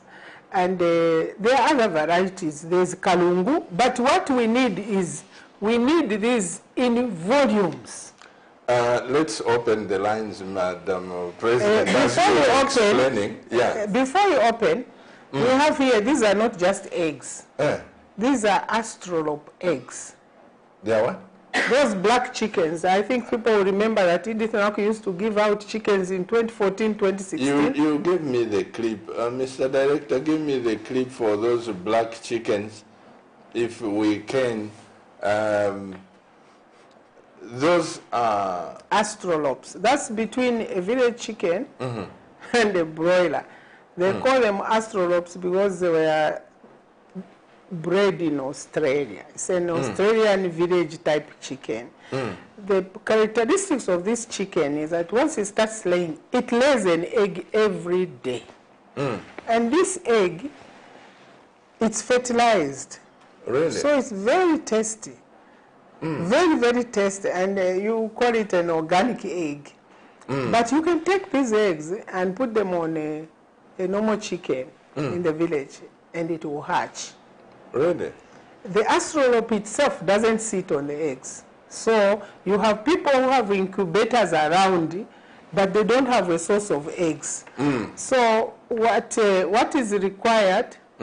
What is required is that people need to find a source of these eggs. And in the villages, if you have 10 of them, they will lay eggs every day. Even if they don't, even if a hen doesn't have a cockerel, it will continue to lay eggs, but those eggs won't be fertilized. But these ones are fertilized eggs. And we developed a small flock, and we're doing like 50 trays a day. That's a lot of eggs which are fertilized. If you hatch them, we can then popularize a program where instead of giving someone cash, you give them 10 chickens, and they will lay eggs, and they can eat the eggs and multiply those eggs. So we need to get our people as leaders from position of expecting that we'll give them cash, because the money, the kwacha itself has no value. 500 kwacha, how many US dollars is it? It's nothing. What can someone buy in 500 kwacha? A bag of mini meal is 190, 170. Cooking oil is 240. So if you give them 500 kwacha, you are just getting them hooked to thinking they are going to receive something. Like in the main, you are making them worse off because you are holding their brain captive. You are not assisting them to think. If you go to most of these people who are receiving social cash transfer, deliver seed, deliver pine, they'll be better off in 5 years' time. Because what you are saying, Madam NAWAKWI, is like people who are hooked on drugs. Once they consume that, they'll still go for. And this is another way of slavery by providing just small money. And yet those 500, maybe somebody can buy how many chickens? I mean, 5 you can buy 3 chickens, 150 kwacha each. 500 you can buy 3 chickens, you have 3 eggs. But these 3 eggs times 30, that's 90. If you incubate in 21 days, you get, this usually is about 95% fertility. In 90 days, you get, in 21 days, you get about 80 chickens. And in a village where you're going to give out 300, 200 kwacha, get that money. Get them to do something productive. Don't say a lot of things, Madam President. My wife and I will be at your farm tomorrow. We'll be at your farm. You know, you said people are hooked, but social scientists say poverty is the opium of the masses. And they were right. You get people who are desperate, you want to take a child to school, they will do anything. You say, come and sing for me, go and assault someone, they will do anything. Poverty is a disease. And with these projects, Madam, I believe there can be no proceeds of crime in Zambia. That will what I was saying is that, look, it's all nonsense. Because people don't. There is a call. Let's pick up. They don't want others to have money. Yeah, as long as you. Hello. Good evening. Hello. Good evening. Hello. Sir, reduce the volume on your TV set, please. Let's go fast because time is not with us. Good evening, sir. What's your name?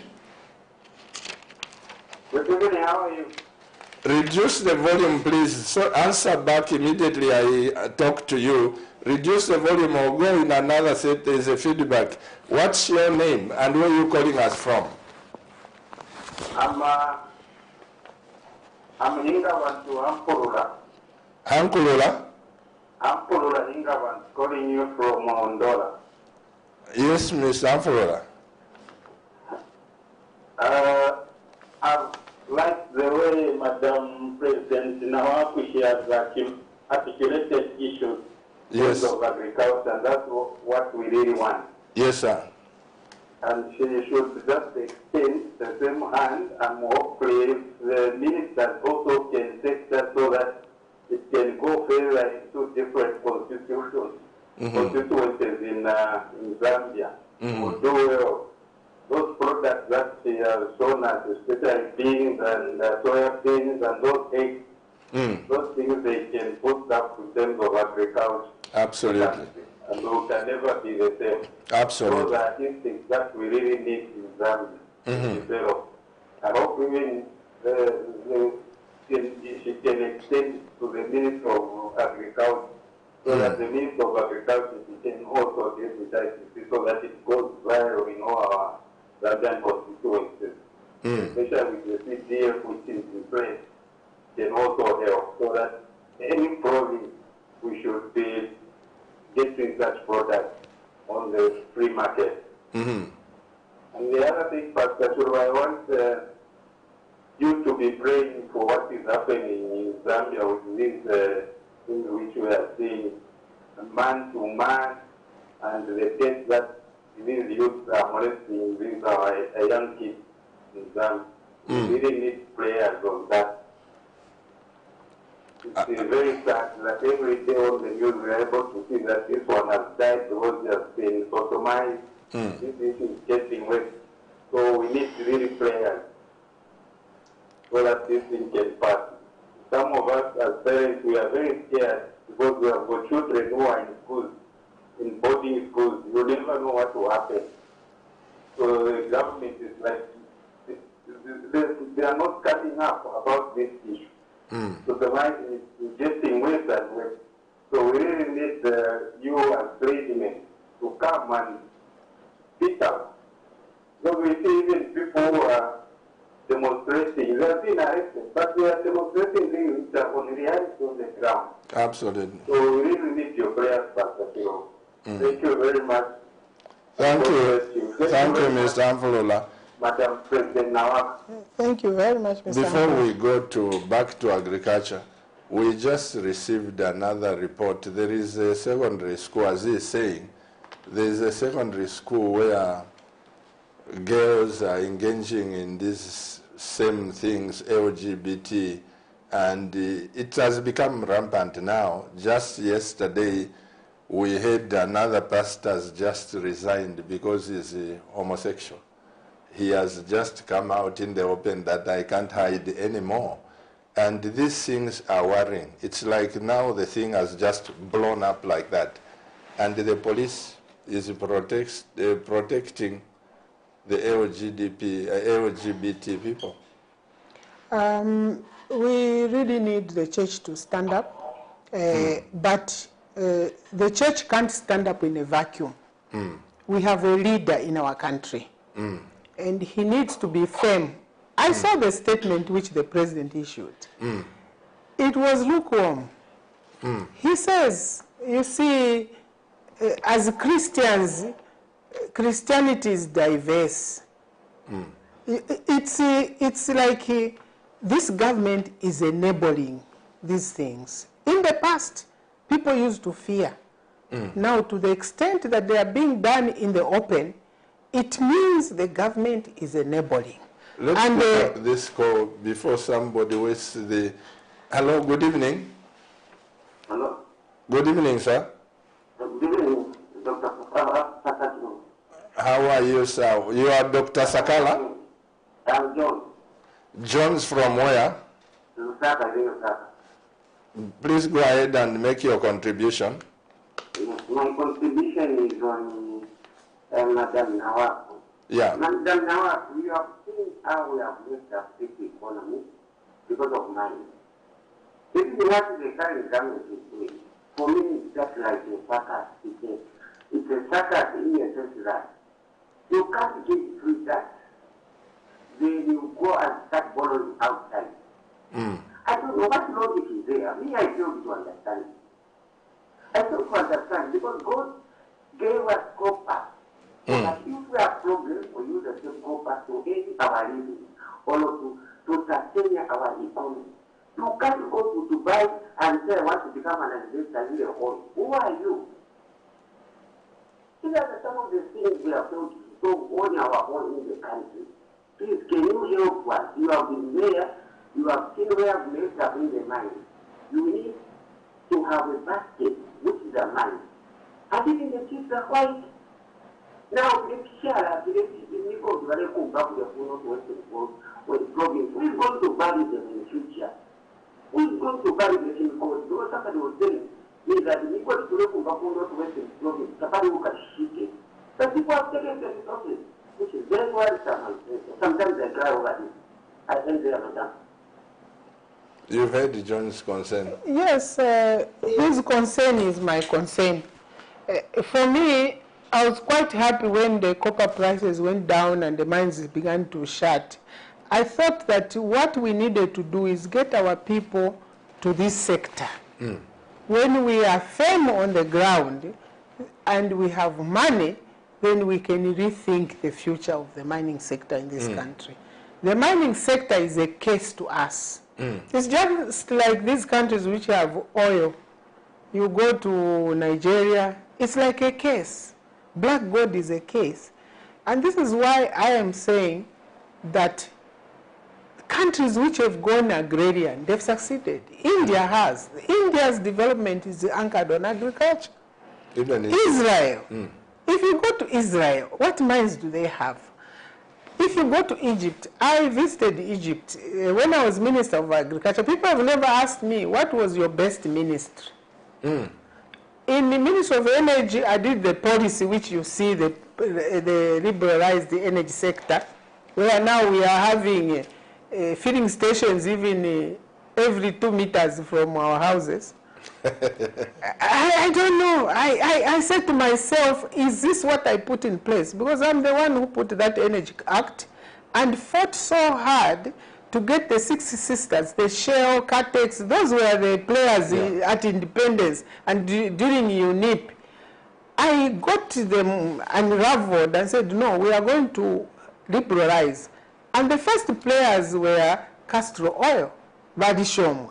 I had 6 chief executives of foreign companies come to tell me that we cannot liberalize the sector. I said, but are you suggesting that Mr. Rishomwa can come to Britain and get a license to operate? And all that? I said, I'm going to give him. If I don't give him, who else is going to give him? And that's how you see Spectra Oil.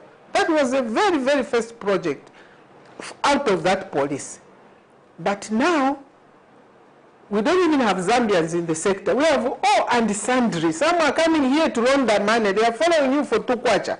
But some of these people who are starting, you don't know where they came the money from. So it doesn't make common sense to give Glencore, a company which is making over $100 billion per annum. It doesn't make common sense to give them tax-free holidays. And then you go to a Zambian who is brewing opaque beer, you charge them 67%. And you say, we are looking for manufacturing. Every manufacturer in this country, whether you are making sausage or what, you are going to import your equipment, you are going to pay tax. Foreigners are not paying tax. Foreigners, when they start a bakery, when the tax holiday ends, they change the name to Buyo and Company. So, for Zambians, it's like we are cursed to be in our own land. I'm telling you. And this is inferiority complex. And this inferiority complex is translating to the behavior of what you see government arms are doing on Zambians who are seen to have money. If I had taken that $40,000 I got from the beans and taken it to the bank, you would have seen this girl Chirwa come to me. Explain money. They say I got it from proceeds of crime. Where was the crime committed? A problem. Be proud of your fellow citizens. Look at how Tanzania is proud of their fellow citizens. Tanzanians own gold mines. Those skyscrapers which the president went to see in Dar es Salaam, they are owned by Tanzanians. Go to Ghana. Ghanaians look out for each other. Those who were at school together, you find this one has got a mine, this one has what. But in Zambia, even showing them that I've got astrolopes, they will come to look and say, where did you get the astrolopes? I got them from Malawi. So it's like a crime to be rich. And they want everyone to be endemically poor. That's why that same primitive mentality of following someone for a vehicle is translating to the documents at IMF. Their interaction with IMF is reflective of the backwardness that we are as a nation. If we are not backward, South Africa went to America and got $20 billion. They got $20 billion for to cover the shocks of COVID. And what have we got? Tell me. 1.3 billion alone to be paid in 5 years. Alone on a loan. If I owe Zanaco money, I say reschedule. They reschedule for 2 weeks. Eventually, I'm going to crash. And the Nigerians, Madam NAWAKWI, they are very proud of each other. As in a fact, Nigerian was telling me that what you are doing in Zambia, you are killing your own economy by following the Zambians. Here in Nigeria, they are billionaires. People who've got money from outside. But can you the government doesn't follow them. It just says, employ the people, do this. There is that amnesty. No, I want to say, if a Zambian has built a house here, they bought Chilanga cement, they built it here. So what they are encouraging is that when Zambians have money, they should take it to Isle of Money. Like they themselves have been taking. When they make money, they bank it abroad. I know that our relatives and friends, they've had foreign accounts. They have not paid tax here. But why are they following their friends? You know, it's translating to squeezing the creative potential of individuals. Dr. Chiluba taught us, you must have a house. But even to have a house where you sleep, they come and say, hey, I was saying that Mr. Sichamba, whom they are following, their wife, has been a trader before PF. And I was telling someone that you don't know Mr. Sichamba, the one, the owner of Ndozo Road. They were the first young Zambians then who started importing containers of spare parts and supply on a Chachacha Road. They were the first Zambians who brought palm oil from Vietnam in those days.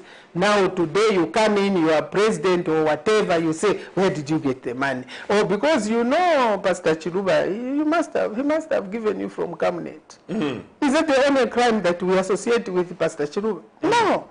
It's just, and I can tell you, this has squeezed the economy. You recall when President Chiluba came in, I said there was no money in the treasury. And that's the truth. The day I went to Minister of Finance, there was a bill to sort out for UBS. And I had to go to Citibank to borrow $50,000 to settle a private bill. There was no money. But when we sat in cabinet, President Chiluba says, what do we do? I said, but President, what would happen if you say anyone is free to bring their money? You know what happened? The banks were flooded with dollars because President Chiluba said, bring your money on your head and you can carry it on your head. We went to a cabinet meeting. There was a problem of transport because UBZ had collapsed. We said, tax-free importation of minibuses, those are the ones. No one has ever done that. I mean, there are certainly deliberate policy measures that God has given you those instruments of power to do. Enable your citizens. Now, you squeeze them, you remove the subsidies, you clear the money from the banks so that the dollar looks like it's stable. Inflation is going down when you've taken... If I go on the street to sell this tray, I'll take 2 weeks to sell the tray. There's no money to buy 50 kwacha for a tray. There's no money. So, when you say low inflation, what are you relating it to? Inflation is the velocity of money in circulation, but there's no money in circulation. So obviously, if you're not kicking the ball, it will be stationary. So, I want to say, and I'm saying it passionately, that our behavior is anti-development, and it doesn't inspire. We need to ask a question: why is there corruption? Why is there theft? We need to sort out the root cause of the problem. The root cause of corruption is the over-centralization of government. Even today, it's the President of the Republic of Zambia who is meeting business people. It's the Minister of Finance. That is the root cause of corruption. If the President can't do it, he will send a note to the ministers, please deal, please deal. The few people who have power are responsible for that cake. And our solution to that, for us as a political party, is that we should adopt decentralized economics and politics. How? I look for a day when I can have a Minister of Finance go in that chamber and say, Nakonde district, 100 billion. And everybody knows that there's no money in Osaka. If you have to go for a contract, go to Nakonde, go to Chinsali, or go to Kabwe. Because if Zambians are thieves, then we will have thieves all over Zambia. And they'll build houses in Mwenilunga, in Ichama. You understand my concept? No, what you're saying. But there is no way when the people of Lufunsa know that there's money here, that they would allow me to steal it. Because it will be transparent. It's only stolen because the control mechanism is 1 or 2 people. What is scary is, I know one person, it's not a secret, the Mpoa, Clever Mpoa, Savenda, that man has been a business from the time you... Can you imagine? Chasing him for 200 kwacha. When you are a minister, this man was already making money. You leave and Mwanawasa comes, he's been making money. He's in America. Today, he must be locked up. He is called to explain how he, maybe this deal or that deal. I think when you start killing the businesses of Zambians, I can only appeal, especially to DEC and anti-corruption. And they've become press happy, you know. Whoever they catch, press. Whoever they catch, press. But they are children. It's you are demoralizing. You know, look at the stature of these young people in these jobs. They don't qualify. Because a job like that of drug enforcement needs a person who knows law, mature, and experience. And this is going to be one undoing for President Againde. To think that cadres can run serious institutions of that nature. And you see, during the time of KK, they all seated, Special Investigation Team on Economy and Trade. You know what happened towards the 90s? The economy collapsed. And what has happened in this country, no one other than those who are dealing with the presidency in mining and other, no one who is doing small business is able to bring money for investment. And where do we need money for investment? It's in the small business of rearing a chicken, like Savenda is doing a business in the villages, farms and all that. Then you go and start chasing him. You need people like those who are trading between Dubai and Lusaka. But everybody except themselves are corrupt. Let's pick up some few text messages before we call it a night. I think we need more time, Madam NAWAKWI. What you have offloaded here about the beans, these trees and whatever, Team Cabinet, I can assure you, there are so many Cabinet viewers. We need help. We need help because, I mean, this is a lot of trees. It just germinate, but we need a movement to say our country has been unclothed, all the trees are gone. It's an emergency. And I need a minister of environment who can tell me what to do. People will say they want seed for pine. Costa Rica,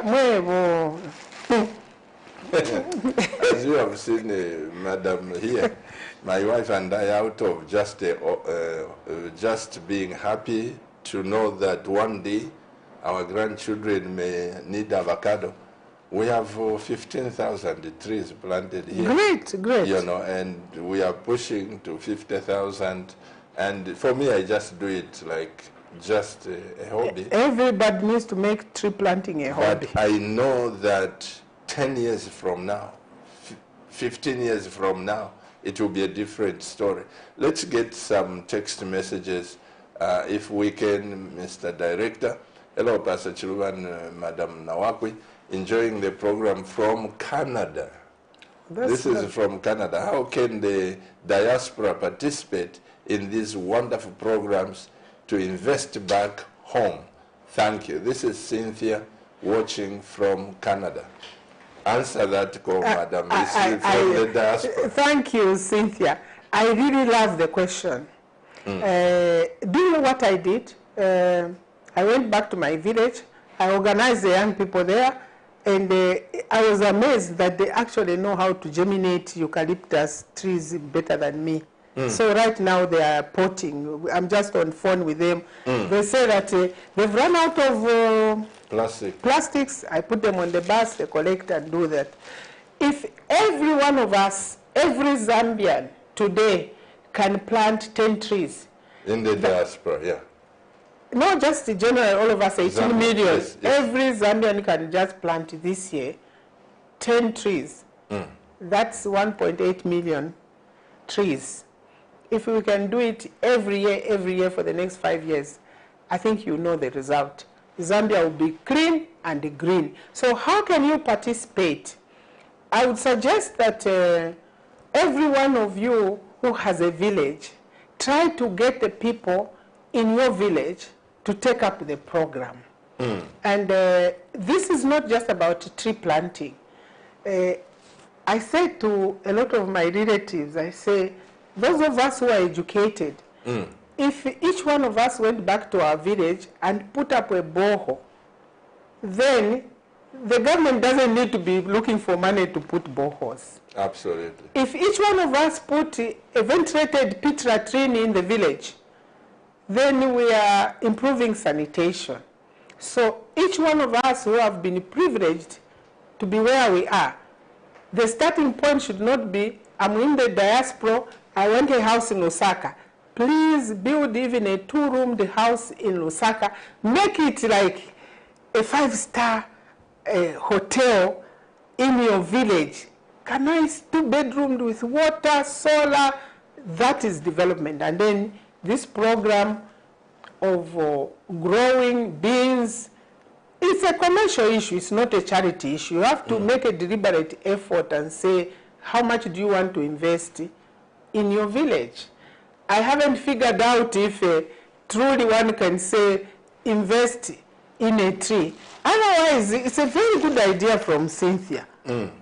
I can start a tree plantation and say to my friends in the diaspora, buy a hectare. They can't steal the trees. No, I say buy a hectare. Yeah. I plant a hectare for them, then they pay me. I find land maybe in Peak and say, my friends, can we try a program where those in the diaspora fund, for example, a hectare? How much would it cost to build a hectare, to plant a hectare? We germinate, we plant for them. It's a very good idea. So that you can actually be in Canada and say, I have a tree plantation in Impika. And when you come, you go and see your woodlot and look at it, but you are managing it. You are supporting the people who are working on the ground. It's a good idea, but you also must be able to make suggestions of how you can help. For the sake of Cynthia, in Canada, there are a lot of text messages that have been sent, I know.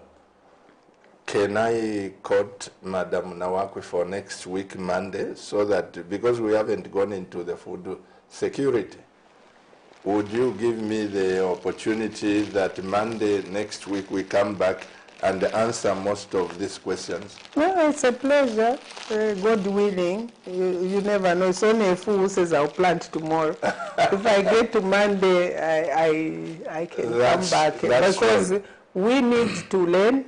I need to learn. I'm passionate that my country is sliding into extreme poverty. But and I'm anxious. We'll change it. Yeah, I'm very anxious. Already what is just on the table here, and Cynthia in Canada, you know, these people also in the diaspora, in the States, they are watching. I received a text here. They would want something to come back for.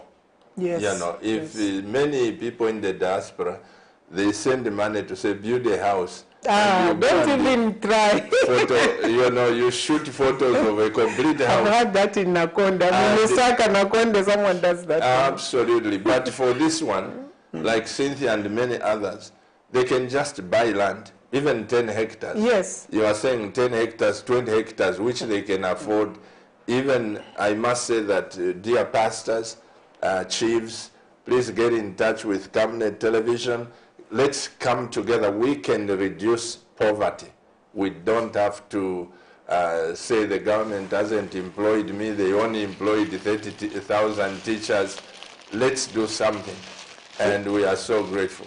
Since, by the grace of God, you are coming back next week, Madam President, I will leave these things on the table for the whole week. Thank you. But the eggs are straight from the farm, so we have to go. Take them. What we are doing in the village, we give the trees for free. Yeah. We started this year planting in Lusaka so that we can fundraise in Lusaka. Yeah. The trees which we are germinating here in Lusaka, we are going to be selling. But we are coming to discuss. This is the pack that you have. We are coming to discuss with CAMNET viewers so that if it means me paying you, because I know my president, for you to order me these packs, even if it's 5, I know No, the pack is like that. We Oh, get it's as them. big I as just that. took a bit. This is just. We have a lot of seed. Okay. Because I did spend a lot of money. I was hoping So, that I was going to be like made. this. Yes. Yeah. So That's 1 kilogram packs. this is 1 kilo. And how many trees are here? That's 50,000 trees. 50,000 trees Properly germinated. in 1 kilo. Yes. Camnet TV viewers, you are seeing me. Next week, invite the people. President NAWAKWI is coming back. Even if you get 1 kilo, 2 kilos, I want you to know we will be good to go. Your last words to the nation. We are already in news time, but I know you are coming back. God willing, we wake up soundly. Monday, Zambia will be expecting. Brothers and sisters, no foreigner will develop our country. We need to dust the past, step into a future which we deliberately create. Let us sit and say, what future do we want for our children and our grandchildren? And the future is in our hands. It's not the hands of IMF or any other nationality. They can only assist us. Amen. What we make out of it is only up to us. So a call to action is that this country is our home. We have, as a nation, a common umbilical code, and that code is called Zambia. And Zambia is for all of us. Thank you so much. I know we are already in news time, as you've heard. Make a date with us, with President EDITH NAWAKWI on Monday, 2045. We'll be here, and invite other people. Invite your fathers, your mothers, your cousins. Let's change the face of Zambia. My wife and I are very passionate. We believe that Zambia is a rich country. We will talk more. On behalf of my wife, with the CEO of this television station, on behalf of the technical people who labor day and night, the news crew, you are just fantastic. Dear Camnet viewers, keep watching Camnet TV. Remember, Camnet TV is not just another channel. Bye-bye.